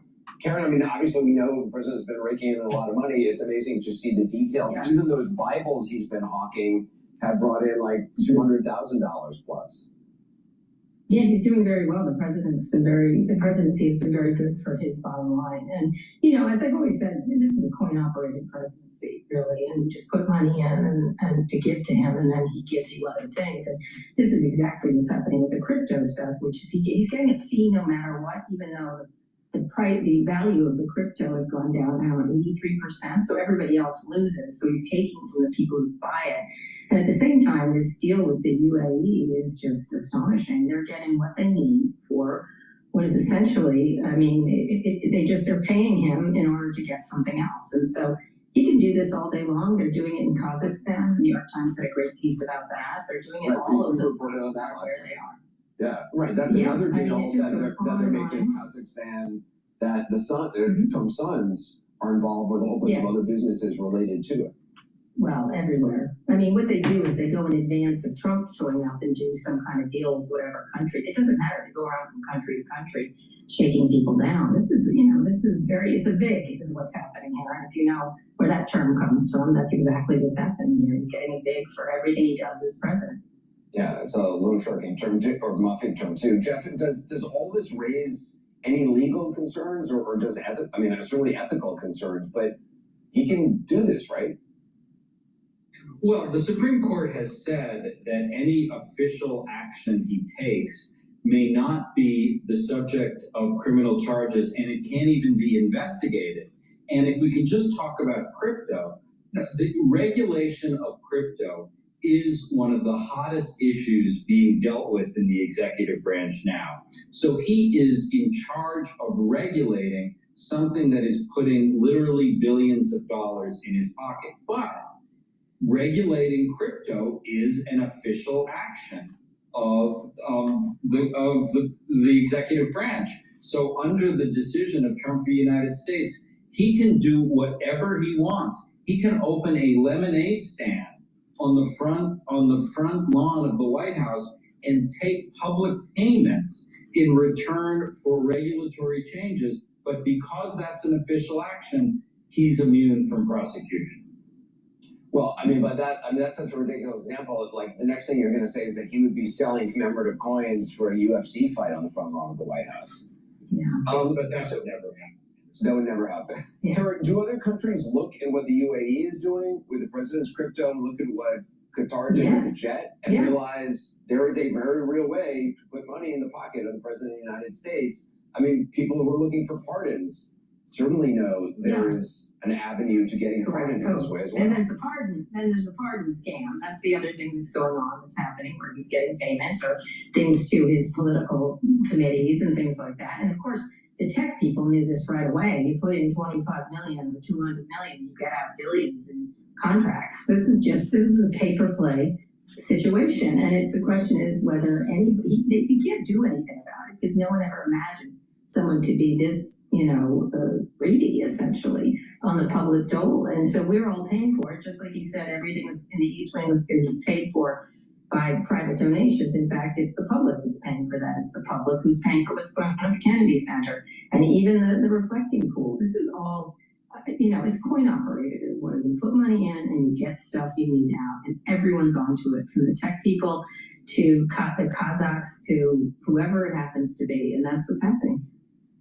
Now, if I could just add one point of possible accountability, the Constitution is still in effect, and the Constitution defines impeachable offenses as treason, bribery, and other high crimes and misdemeanors.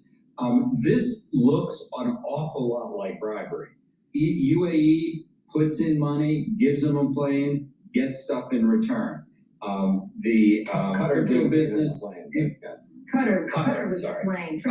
You gotta keep track of all the grift. Sorry, UAE is the crypto. I don't think, certainly the Congress in its current state of Republican control is not going to do anything, but bribery is specifically mentioned in the Constitution, and this looks an awful lot like bribery. But, at the end of the term, as Joe Biden pardoned his, family members, they'll just pardon everybody, proactively. And there's nothing, for people who think, well, afterward there'll be investigations and the like, there can just be blanket pardons, right, Joe? The president has already said, I think in Maggie Haberman's new book, there's a line where he says, I'm going to pardon everyone who came within 25 feet of the Oval Office, or some words to that effect, that he's pardoning everybody so that if there's a Democratic administration, they can't prosecute anyone. Whether he actually will do that, who knows, but it's just indicative of the fact that the lack of accountability that we're seeing in the current administration is likely to continue regardless of who wins the next election. Please go to my store, the-studio-reykjavik.com. Get the collagen. This will help with the health of your skin, nails, and hair, musculature, bone density, and joints. Really important to take every day. I highly recommend that you take the collagen and stack it with the vitamin C and magnesium and drink filtered water so you're improving your dermal layer. You can also improve your skin, not just with the dermal layer, but taking the C60 and the resveratrol to help with the basal layer. That's where your new skin cells are being generated. So the basal layer will be healthy through the C60 and the resveratrol. The dermal layer will improve through the vitamin C and the collagen, drinking the filtered water because they cross-link, and topically using the structural nanosilver gel. That's a great way to improve your skin and to slow down the aging process, but you get other benefits from taking the collagen. So please go to my store and get the collagen. It's great to help remodel the joints, especially if you stack it with the collagen that I have, that I'll talk about later. Barley. I have Gladiator barley and heirloom barley. Now the heirloom barley will help to detoxify your body, use it daily, bring down inflammation, soak up free radicals. That's going to help with your immune system and your endocrine system. But when you bring down stress by detoxifying, by bringing down inflammation, by soaking up the free radicals, you're helping with brain function, you're helping with the cardiovascular health, helping with your immune system and your endocrine system. Gladiator barley, you get all the benefits in heirloom barley, but one extra. This will help to build muscle. You can stack this with myotrol to help to build the muscle. This is a great way to stay healthy, stay fit. And if you're an athlete, younger or older, you'll also benefit from taking Gladiator barley and stacking it with the myotrol. You'll be able to gain the strength that you need for your sport. Now, when I was in triathlons, this wasn't available.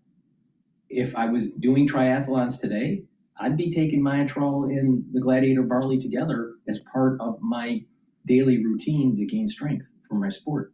So I highly recommend it. If you have a child that's getting into sports like football, soccer, hockey, I highly recommend taking the myotrol and the Gladiator barley together.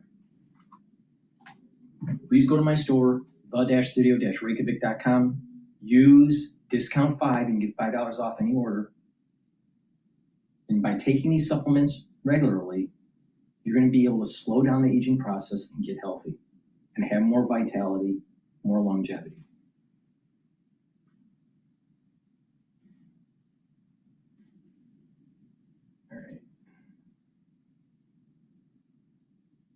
All right, let's listen into the falling oil prices.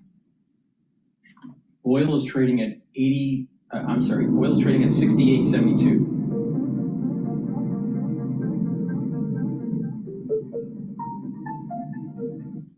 We're back in front of our live studio audience to help celebrate America's 250th birthday. A record number of Americans are expected to hit the road this holiday weekend, just as California drivers are paying more at the pump. All right, the state's gas tax is up 2.2% a gallon, adding to the highest gas tax in the country. Interior Secretary Doug Burgum has some advice for you.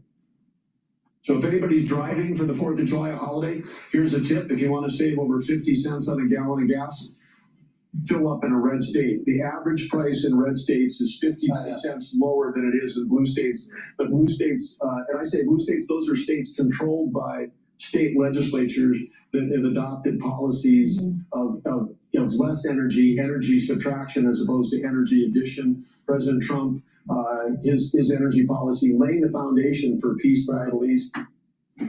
Yeah. And let's bring in Charles Payne. He's the host of Making Money. And Charles, the president has said his goal is $2.50. America $2.50. His goal for gas is $2.50. We can get close to that before the end of the year. I mean, look how quickly crude has come down. At one point, we spiked to 121.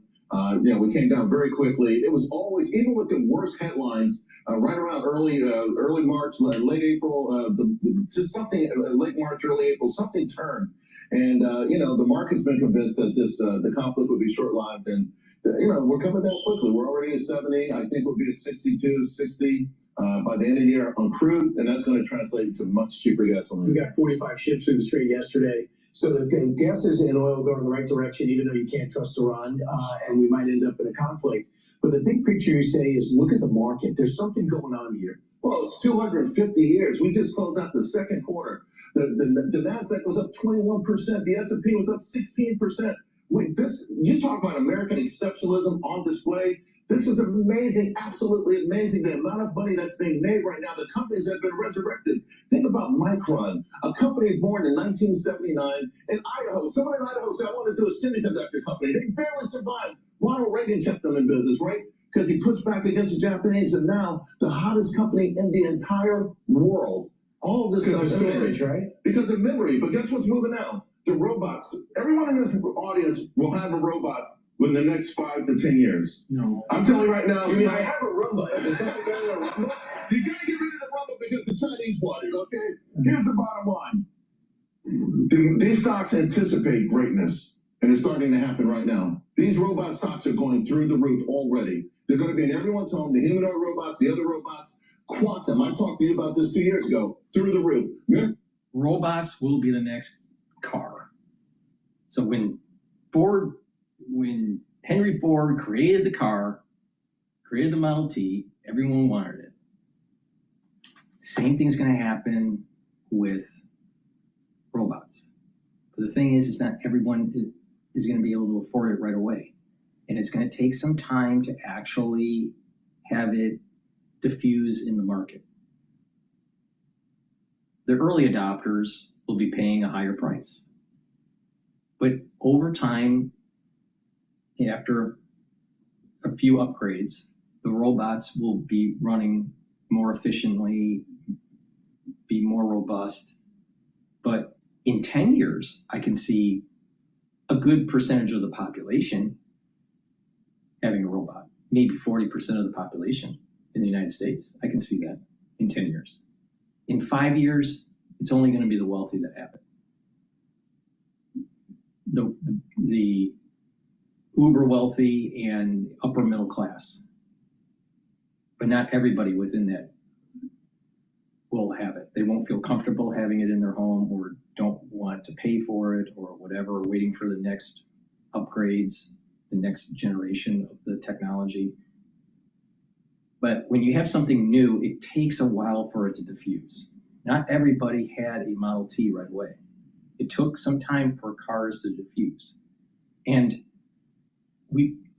homes will have to be redesigned in such a way where if you have a family of 4 and then all of a sudden you buy a robot, where is the robot going to be? In the garage? In the basement? Do they have their own room? There's some social dynamics that we haven't really talked about with a, quote, robot in your home. So it's going to take 10 years for, quote, mass adoption, not 5 years. It'll be available within 5 years, but it's not going to be, there won't be mass adoption of it in 5 years. And it'll be more like in the 10-year mark. Phenomenal. So listen, this is Tesla. Tesla's going to run with the robot stocks. They have this Optimus, which ultimately they may be taken over by SpaceX. But Charles, there is an entire movement that want to stifle creativity. And the people that are making money within this stock market, they want to take that wealth away and give it to other people. Right. This 250, what's your message to those? Well, my message is that take a quick look at Germany. If you look at the top 10 stock markets in the world, only 2 are in Europe. Only 2. Imagine that. Only 2. I think it's France and the UK. They're sliding off. They're sliding off. Why? Because of those policies that all they do is punish success. All they do is harm success, tax it, intimidate it. In our country, what I love is since 2020, the bottom 50% of Americans had $150 billion in the market. Fast forward 5 years later, we're at $600 billion. It's the bottom. By the way, it's still only 1% of the market. This is how you want to, if you talk about shared prosperity, we talk about politicians all the time. Shared prosperity isn't taking it from Brian and giving it to someone else. Shared prosperity is we all benefit from the backdrop of America where all this greatness is being created. Let our audience benefit from you. Let's go to Edie. Edie, you have a question for the great Charles Payne, ladies and gentlemen? Yes. I want to know, because I heard you say gas prices will go down maybe by the end of the year, but when will they really go down? Well, they have really started going down already for percentage-wise. Look at where we were a few weeks ago. Percentage-wise, this is a huge drop percentage-wise. Now, it feels like they go down slower than they go up. Remember, these only 30% of them are owned by large, Chevron. Over 60%, 65% are owned by mom-and-pop dealers. So they buy a bunch of gasoline at $75 a barrel, or let's say $80 a barrel. And you look at the news, well, golly, now it's down to 70. It went down so much. Well, they bought it already. This is the gas that they're selling you. They're not going to, these are mom-and-pop people struggling. So give them a chance to sell the gas that they paid for already, get this cheaper gas in, and pass on the savings to you. Rise like a rocket, falls like a feather. Exactly. It takes about a month and a half, 2 months to see the effects of lower oil prices translated to gasoline, because the refineries were processing gasoline that's currently on the market at a higher cost. So it's going to take a little while. There's a lag. But people, they don't think. They just think everything is immediate. Everything's immediate. No, there's lags. It takes time. You need lead time to do things. And maybe it's because of the environment I was in as a kid, or and as an adult. I was surrounded by professionals. I was surrounded by engineers. I was surrounded by people that built things. So It was just common sense, very scientific environment that I was raised in. I was shocked during the crisis in 2020 how stupid people were in terms of not understanding science, not understanding mathematics, not understanding biology, not understanding history, not understanding some of the things that they should have learned in high school. But that comes to the point that I've been making for a long time. 20% of the population or less in the United States actually moves the ball forward. 80% is just riding the coattails of the 20%.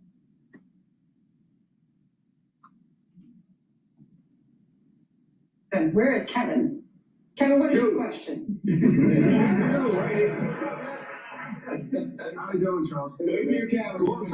Long time. Listen, watch you a lot on TV. What's your opinion? Has the tech stocks reached their climax, or are they still further? And are financials the next way to go? Financial look phenomenal, particularly these bankers, because we've already topped the largest amount of money raised in IPOs, and we still have 6 months to go. So the investment banking revenues are going to be through the roof. So if you have the JP Morgans and the Goldmans of the world, they're solid. We spend so much time in financial media, and I think it's a damn shame. It's worried about the top. When is it over? When is it over? When is it over? Instead of, are you participating? Are you in this? Because this window of opportunity is the most unique, powerful window of opportunity. Anyone in this audience, there'll never be a time like the next 5 years. The past 5 and the next 5, there'll never be a time like this. So I think there's a lot of runway. I'm looking at these companies, they report their earnings, and they're saying, hey, we can give guidance out to 2029, 2030. Every single day, Wall Street is ratcheting up their numbers. So I don't think we're anywhere near done right now. All right, that's great news. Yeah.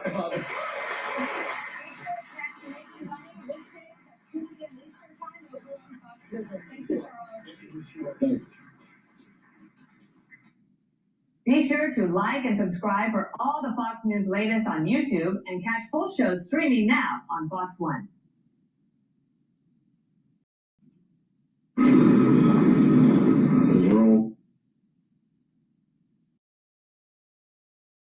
All right, let's listen into CNN. 15-term Colorado Democrat rep knocked off by 29-year-old Democratic Socialist. People want to know that they're electing someone who's in this work to fight for them, who they know cares about them. And the goal of our campaign was to break through. We broke through a lot of negative ads. We broke through a lot of noise because I believe in the power of people. And then you had Mila Quiros beat a nearly 30-year incumbent Congresswoman, Diana DeGette, last night. Quiros, the latest Democratic Socialist to win their primary. We believe that fundamental change can and will happen if we fight for it. See, this is it. This is what I've been saying. I was mentioning about the composition of the country will be changing because of illegal immigration, with this birthright citizenship ruling by the Supreme Court. What are you noticing with Democratic Socialists in general? People of color. They're pushing an agenda through, and the Democratic Socialists are communists. It's just in a different name so they can be funded through the Democratic Party. And the Democratic Party internally needs to say, if you're a Democratic Socialist, you are no longer a Democrat and you don't get the funding for it and you're a third party. But they're a cancer or a parasite within the Democratic Party. But there is a common thing. People of color pushing an agenda. Now, what does democratic socialism mean? An erosion of a constitutional republic, because they're aligned with the philosophy of relativism. They believe in Karl Marx. They don't believe in capitalism. They don't believe in the Enlightenment. They want to create a society where you're either an oppressor or the oppressed. And if you're an oppressor, we have to take away your property. We have to take away your rights. Yet John Locke said it's about life, liberty, and property rights. So they're not aligned with the Enlightenment. Our country is about capitalism and is about the Enlightenment. That is the constitutional republic that our forefathers created. Now, it wasn't perfect.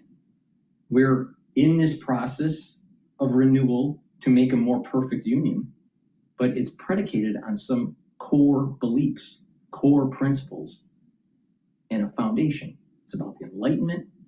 It's about a constitutional republic. It's not about relativism and communism. And this is what you're getting. So this birthright citizenship through illegal immigration is going to change the face, literally, of the population of the United States in the future. And if we don't push back and stop this cancer, we are not going to have a constitutional republic. Just listen to them. They hate America. They hate God. They hate your family. They hate the country.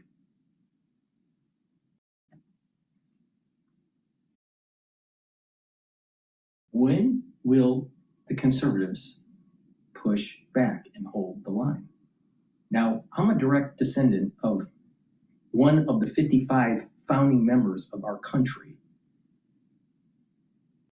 that ratified the Constitution. I'm a direct descendant of one of them.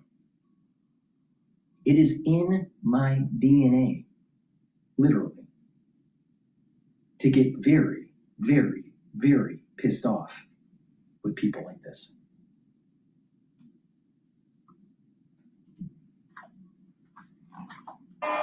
If we organize and show no fear in standing up for what's right, that is the message that Denver has sent to both parties, to Donald Trump, and to the entire country.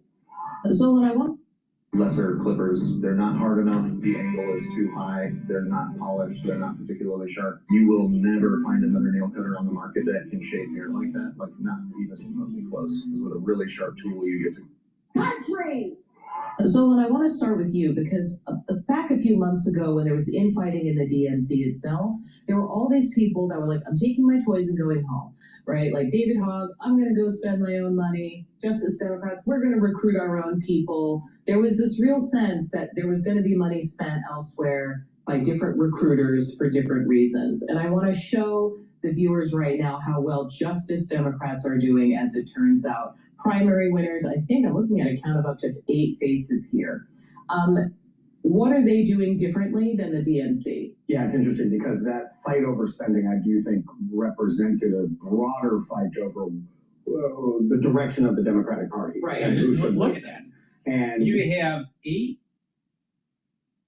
Democrat primary winners, and all of them are a person of color. And most of them are double minority because it's a person of color and a female. Now, this country is great because of its multitude of ethnicities. I don't want the country to be monolithic, but I do want our citizens to be aligned with capitalism, with the Enlightenment, to be aligned with God, country, and family, and to be aligned with the idea of a constitutional republic, not communism. This is a problem. This we have to fight against. Now, the Republican Party needs to get their act together and pass legislation that helps middle-class America. Unfortunately, the Senate and the House have a tendency to not get their act together.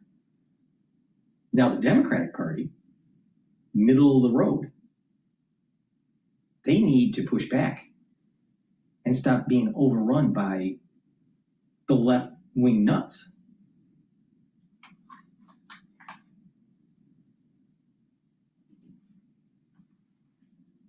we're seeing with this series of wins, the ones you just outlined, but also we're coming Yeah. a week after Those are in Harangue Colorado, sweep New in New York. Jersey, California, Right. even Texas. Right. Across the country. I do think the themes in these races speak to, they resonate with something broader in the Democratic base across the country, right? In the last presidential campaign, I would often hear from Democratic voters, they didn't feel people represented them. You just highlighted somebody who won a generational race, right? Yeah. She was born a year after the incumbent won her first race. But with the views that come with that in some cases. And that brings us to Israel as well. We have seen Israel and the issue of whether the Democratic Party will support U.S. support for Israel, that has resonated both in New York and these races. I think I'm also fascinated by that because what happened with Kamala Harris and Biden is they truly struggled to talk about Israel and Gaza when that fight was at its height. Then you have someone like Milad Kiros. I want to play one more thing from her, this Colorado congressional candidate who had a win, because she uses an argument that you wouldn't have heard from the Biden administration last fall. When I wrote a letter defending students' rights to protest the genocide in Gaza, my law firm told me, take it down or you're fired. I didn't flinch. We will not wait to put an end to the politics of the past, to get big money out of our politics, and to reject corporate PACs and APAC. And no, we will not wait. How is this any different than what was going on during Mao in communist China? You know, with the Red Book, and they were trying to do a purge of the culture, their cultural purge. What about Ayn Rand when she wrote in Atlas Shrugged about when you start destroying the engine of commerce and start pushing all these social programs, the system fails. People leave. Where's John Gold?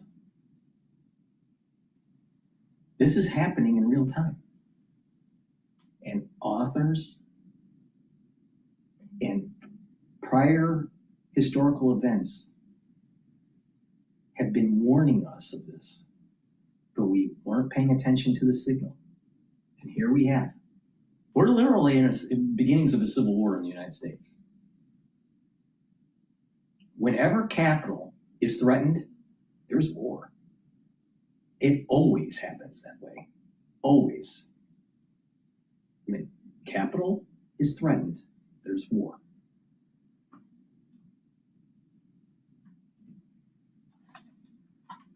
Genocide in Palestine! So every key word, that's a problem for Democrats and a problem especially for people who are concerned about the rhetoric around Israel, punctuated by an actual air horn. I want to play one more thing, a voter. And then, Antoine, I want you to talk out of this. I like to see that. If you've been thinking about getting Pocket, this is your last chance to save 45%. At the tap of a button, it records and creates organized notes based. I like to see that she has more socialist ideals. I think people are tired of our tax dollars being spent overseas and on bombs to kill children. I'm anti-APAC, and so I just wanted to vote for someone that was standing up against Israel, and I knew that the incumbent was for Israel, so I voted against her. People like heroes. Well, I do think that AIPAC is way too involved in our politics, but it's not just the Israeli PAC group. What is more important to focus on is that all PACs are a problem, not just the Israeli PAC. All PACs are a problem. The campaign financing is an issue. This is how our elected officials are bought and captured, compromised. They don't really care about their own constituents. They really only care about the funding mechanism through the PACs. So it's a problem. Now, I'm against the Israelis being involved in our politics. But it's not just them.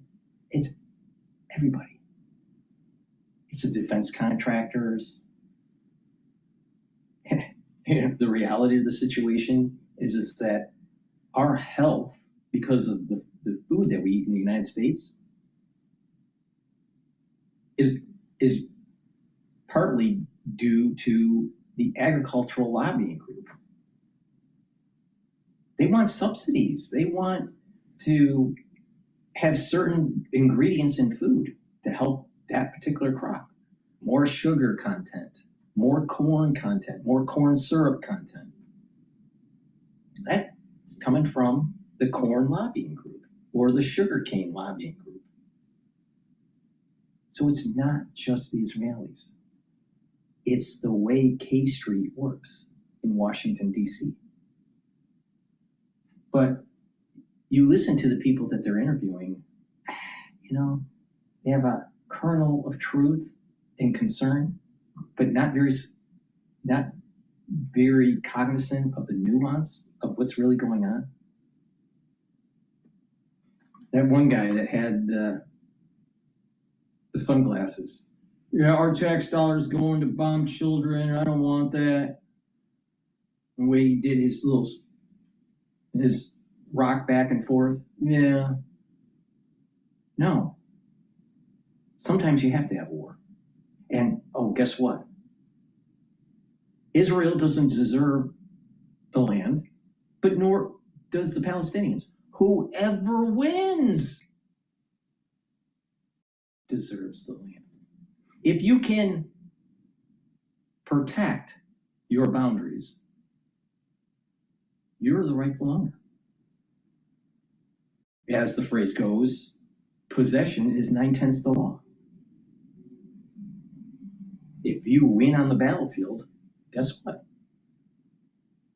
That's your land. It's that simple. It's not about, well, we deserve it.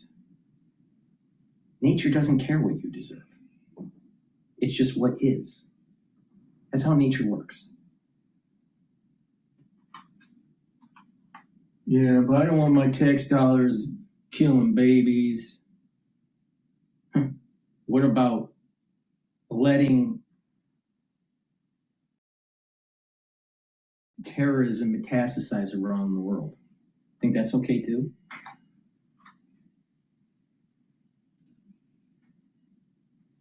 Setting more like compelling arguments about how to make this country better for everyone.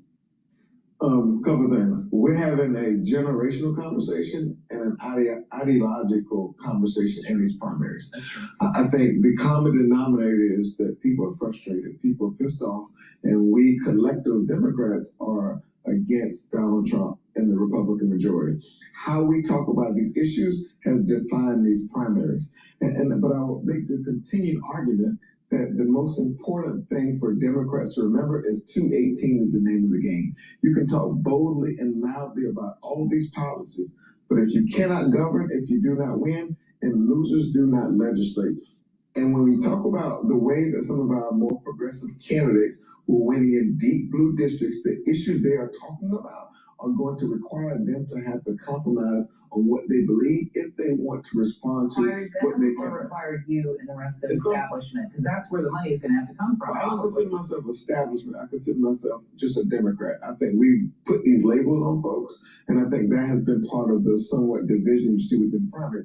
At the end of the day, when you go into the United States Congress, you're labeled as a Democrat versus Republican. We should anchor that there. But the second point is what we're seeing across the board. I think this is probably true in Republican primaries. It's easier to vote against something than it is to vote for something. So people are voting for who has been in charge and who they feel like are leading. Harry, can I have you answer that? Especially to this point, I'm looking at, like, for instance, the post-response to the Supreme Court upholding bans on trans athletes.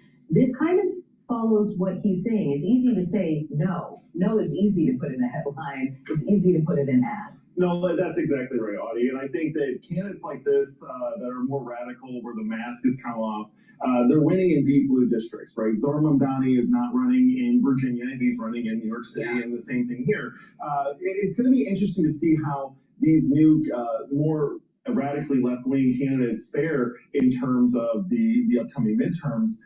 But it's also going to be interesting to see how they change the coalition for the Democratic Party. When President Trump came on the scene back, 10 years ago, he changed the makeup of the Republican Party. And I could see a lot of these higher propensity voters. An example? Please. Here's an example of someone who thrives in the Trump era.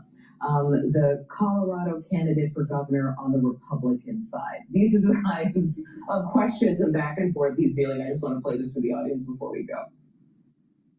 Your campaign website falsely claimed that you had rescued more than 45,000 women and children. You claimed that you once called in a U.S. military airstrike that killed 70 ISIS fighters. You perform exorcisms, commanding demons to come out of people. Your claim that your abusive stepfather forced you to kill a man when you were 7 years old, is that the only person you've ever killed?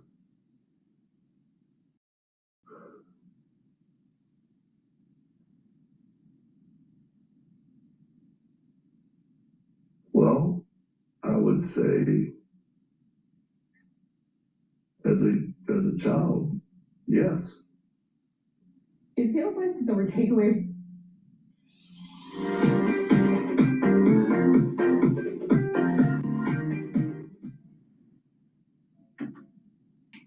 You have a choice to make.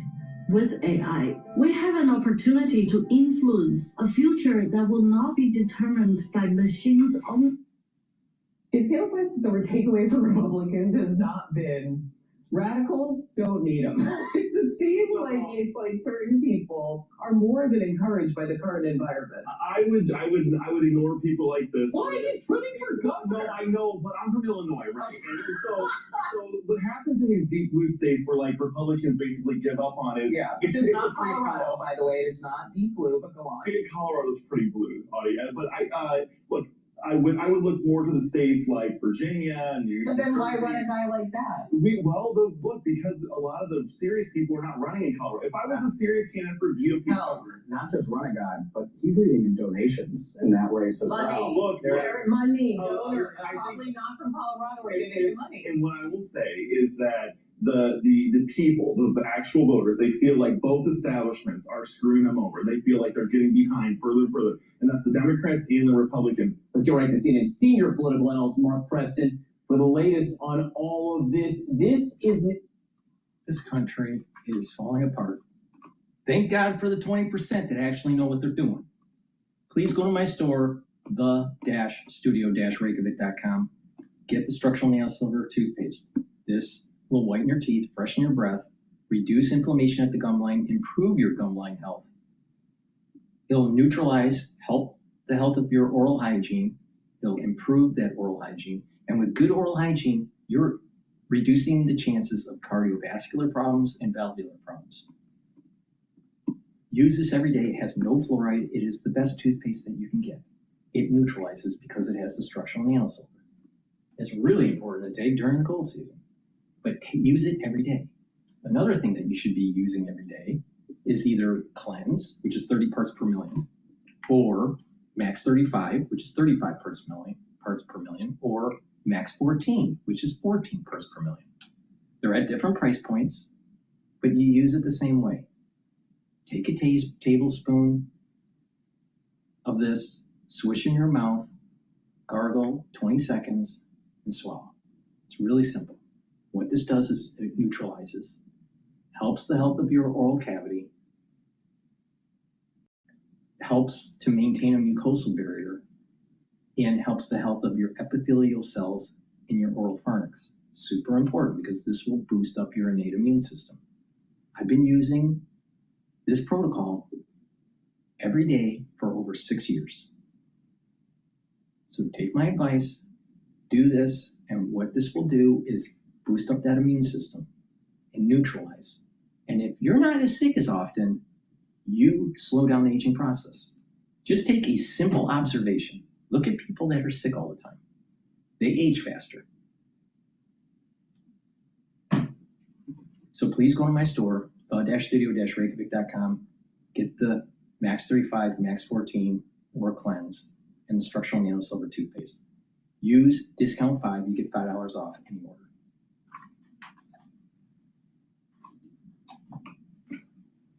Oh, something of a national trend we're seeing, Mark. Well, you know, John, it's certainly not a one-off, and we've seen it over the past couple of weeks. There's been so much focus on New York City and Zoran Mamdani over the past year since his election, but we've seen that the progressive wing, the very liberal wing of the Democratic Party, is starting to push back against the establishment. If there was ever a generational shift, what we saw last night in Colorado, where Diana DeGette, who was considered a progressive in Congress, losing to somebody who is even farther to the left, shows you right now, as the Democratic Party has gone through 4 years of Donald Trump, again, has decided to push back against the same-day establishment. We've not only happened again in Colorado last night, we've seen it happen in Washington, D.C., we saw it happen in New York City, we've seen it happen in Georgia. We're seeing it happen all across the country right now. It's not a wave. Let us not tell anyone out there that it is a wave, but the fact of the matter is the Democratic Party right now is undergoing this whole transformation right now, and we're seeing these younger, more aggressive, progressive Democrats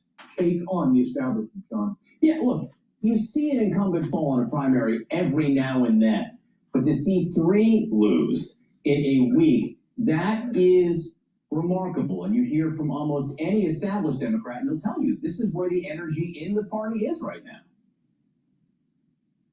No, it totally is. And you know, this pushback by the progressive wing of the party didn't just happen overnight. This goes way back to the Clintons. This goes back to the 90s, where Bill Clinton and Hillary Clinton pushed the Democratic Party more to the center. We saw Barack Obama come in. For 8 years, the Democratic Party was unified. They had something to rally around. We saw Bernie Sanders take on Hillary Clinton back in 2016. That was not well accepted by the Democratic establishment. We saw Bernie Sanders run again in 2020. Look, what has happened is that the progressive wing over the past 4 to 6 years has tried to work with the establishment. They've tried to work within the bounds of the Democratic Party, and it hasn't worked, and that's why we're seeing this pushback right now. Big problem.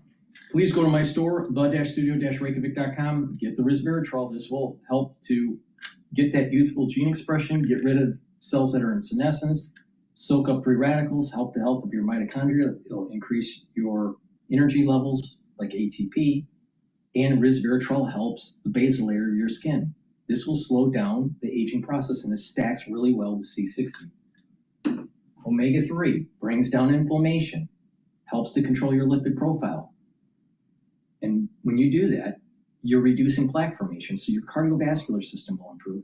And omega-3 helps to reduce over stickiness of your red blood cells. So you're reducing plaque formation. Zeolite. It's a great way to detoxify your body. You can take this every day, 3 small drops underneath your tongue, drink filtered water. This will bind to heavy metals, toxins, and chemicals, and allow you to urinate them out within 6 to 8 hours. This zeolite you can take every day. Some out there you can't, but this type you can. It's very high quality. Everything I sell is very high quality. So please take my advice, detoxify your body regularly. Drink filtered water, stay away from processed foods, and clean your environment in your home. Pay attention to the cleaning solutions you have. And if you need them, make sure they're in a double layered container. So please go to my store, get the zeolite. And for ones that have arthritic pain or muscle pain or even tension headaches, get the Super Strong Relief. This is a topical. You rub it on your arthritic area or where you pulled a muscle or a sprain, or even on your shoulders and your forehead if you have a tension headache. It's fast acting. It works within about 90 seconds.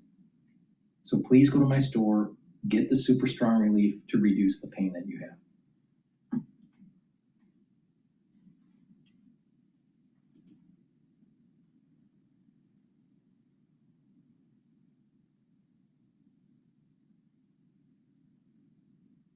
All right, let's listen into the Civil War with the GOP.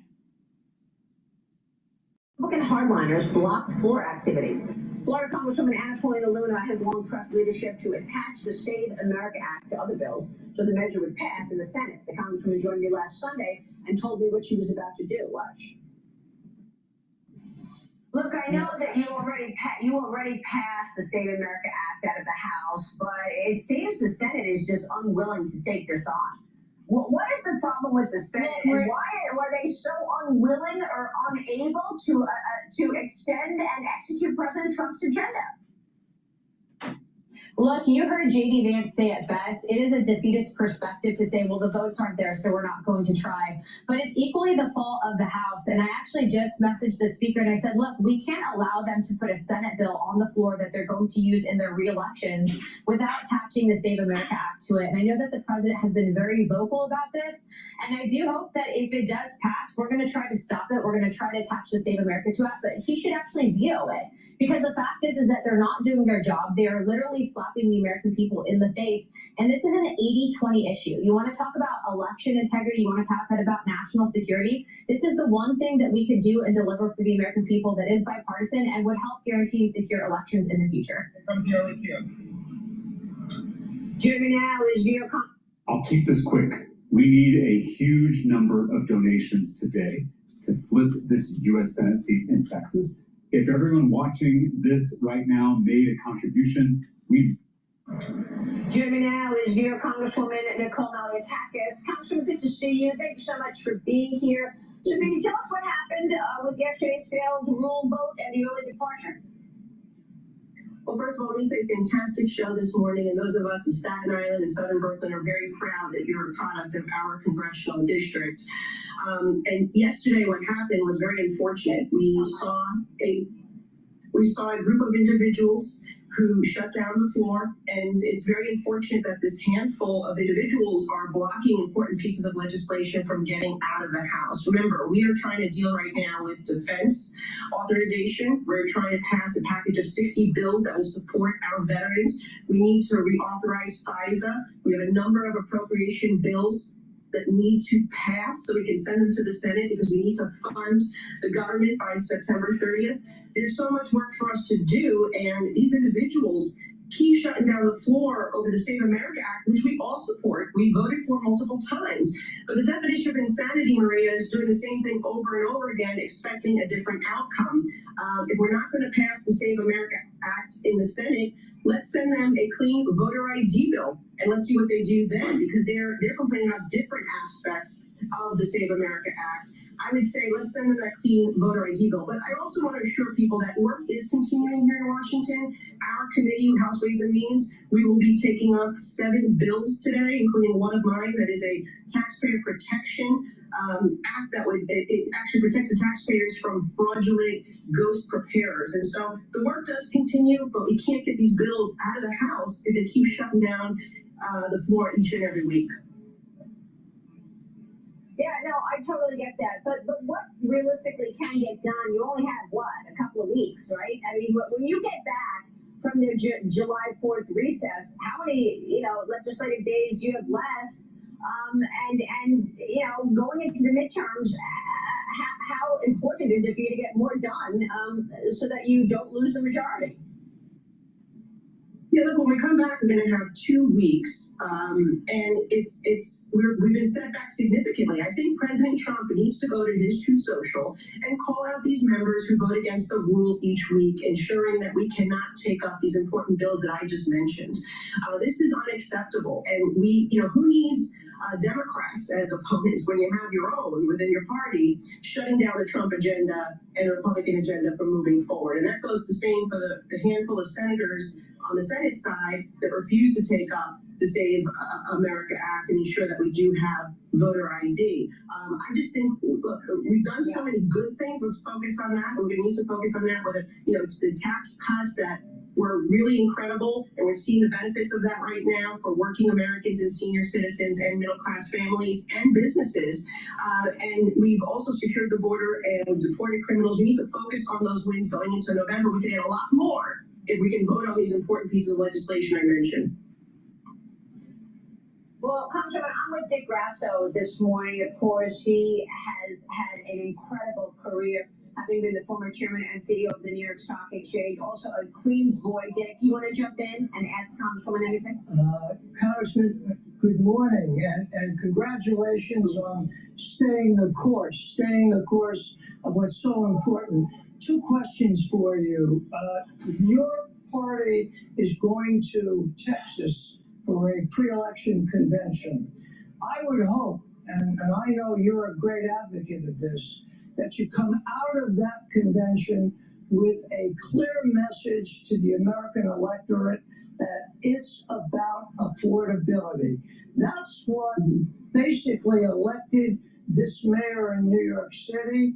And if you turn back the pages of history, it's what elected a young governor from Arkansas when he said it's the economy, stupid. It's now about affordability and the American dream. And I would hope, take away the labels and get to the substance and come back with a platform that says to mom and pop, we're going to put food on the table, we're going to put your rent, in a safe place, we're going to give you gas for your tank at a reasonable price. But most importantly, Congresswoman, what are we going to do here in New York? I'm a native New Yorker, been a Floridian for the last 7 years. It breaks my heart to see what's happening.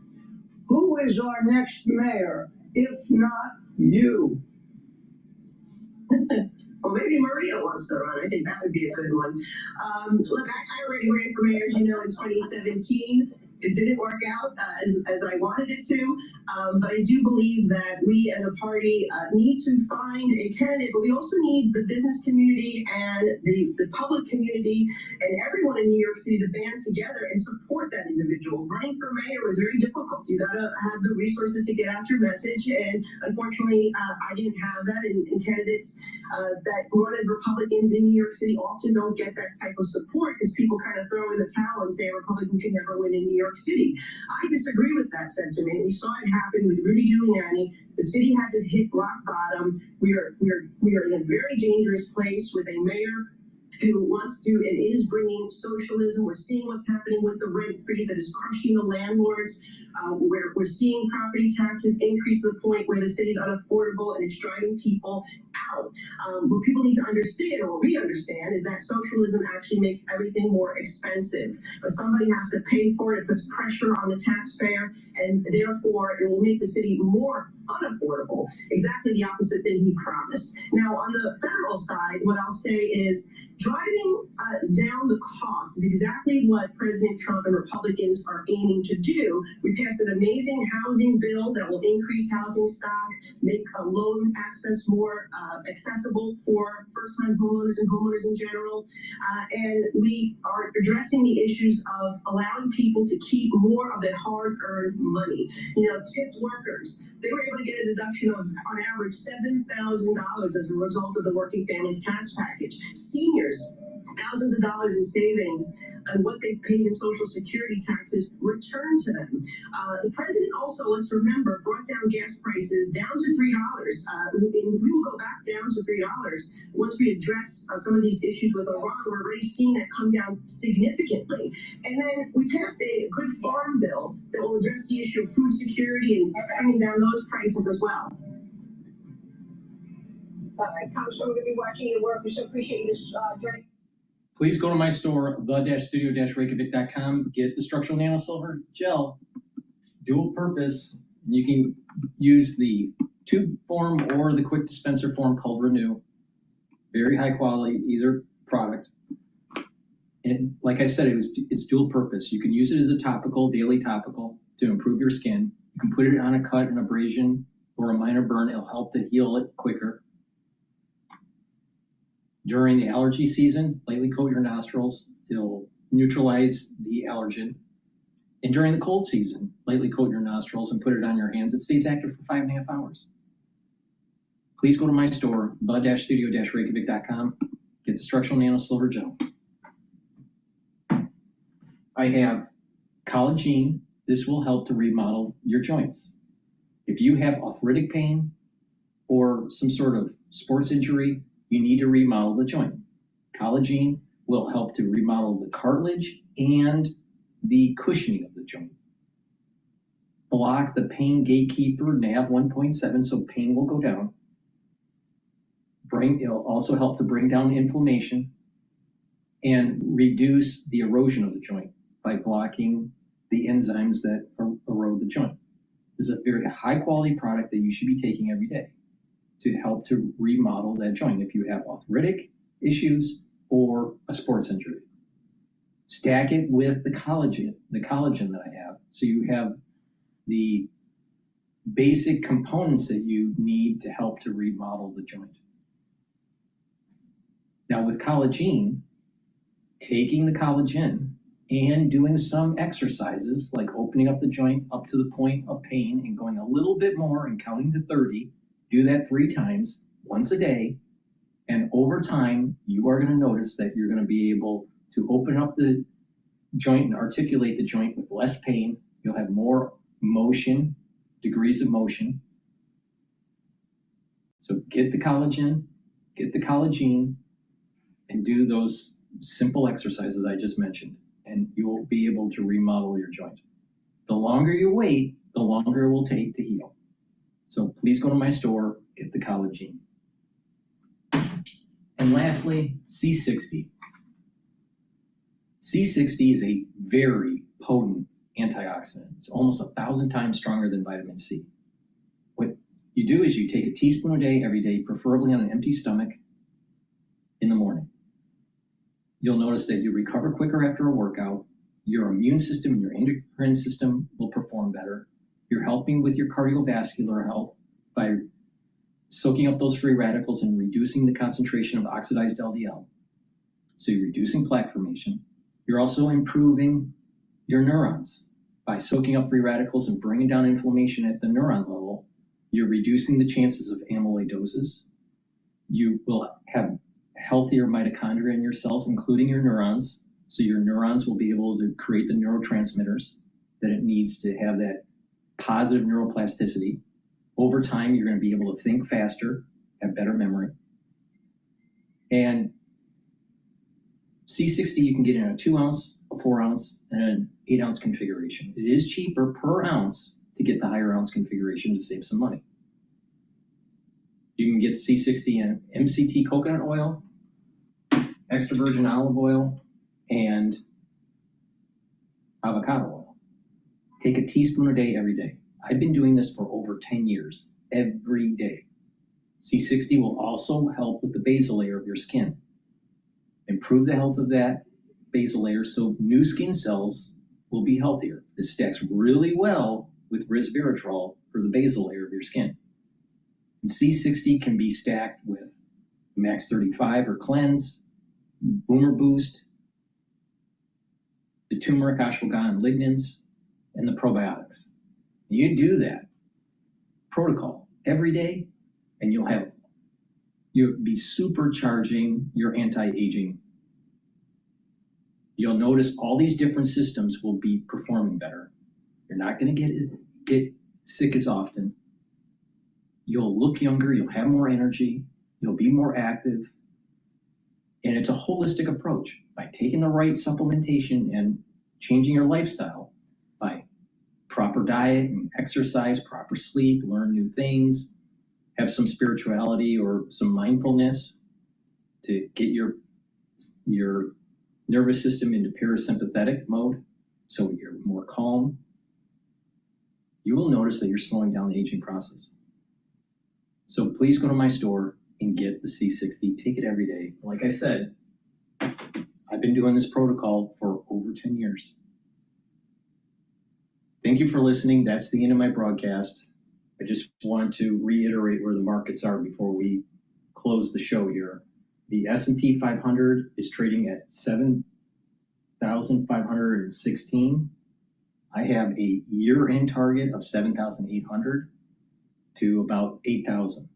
Once we get to the 8,000 level, we have to think about where the market might be going. But it's moving up.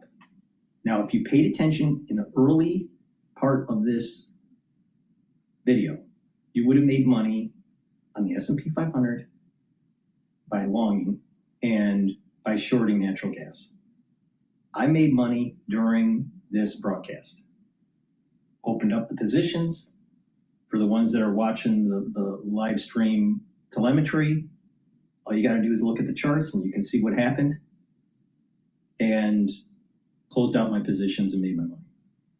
So if you pay attention to this show, I'm telling you how to make money, how to benefit from the news, not to be a slave to the system, and how to improve your health. Nobody out there can do this other than I can. Nobody. Please help support the work that I do by going to my website and getting the great products that I offer. Thank you for listening and have a nice day.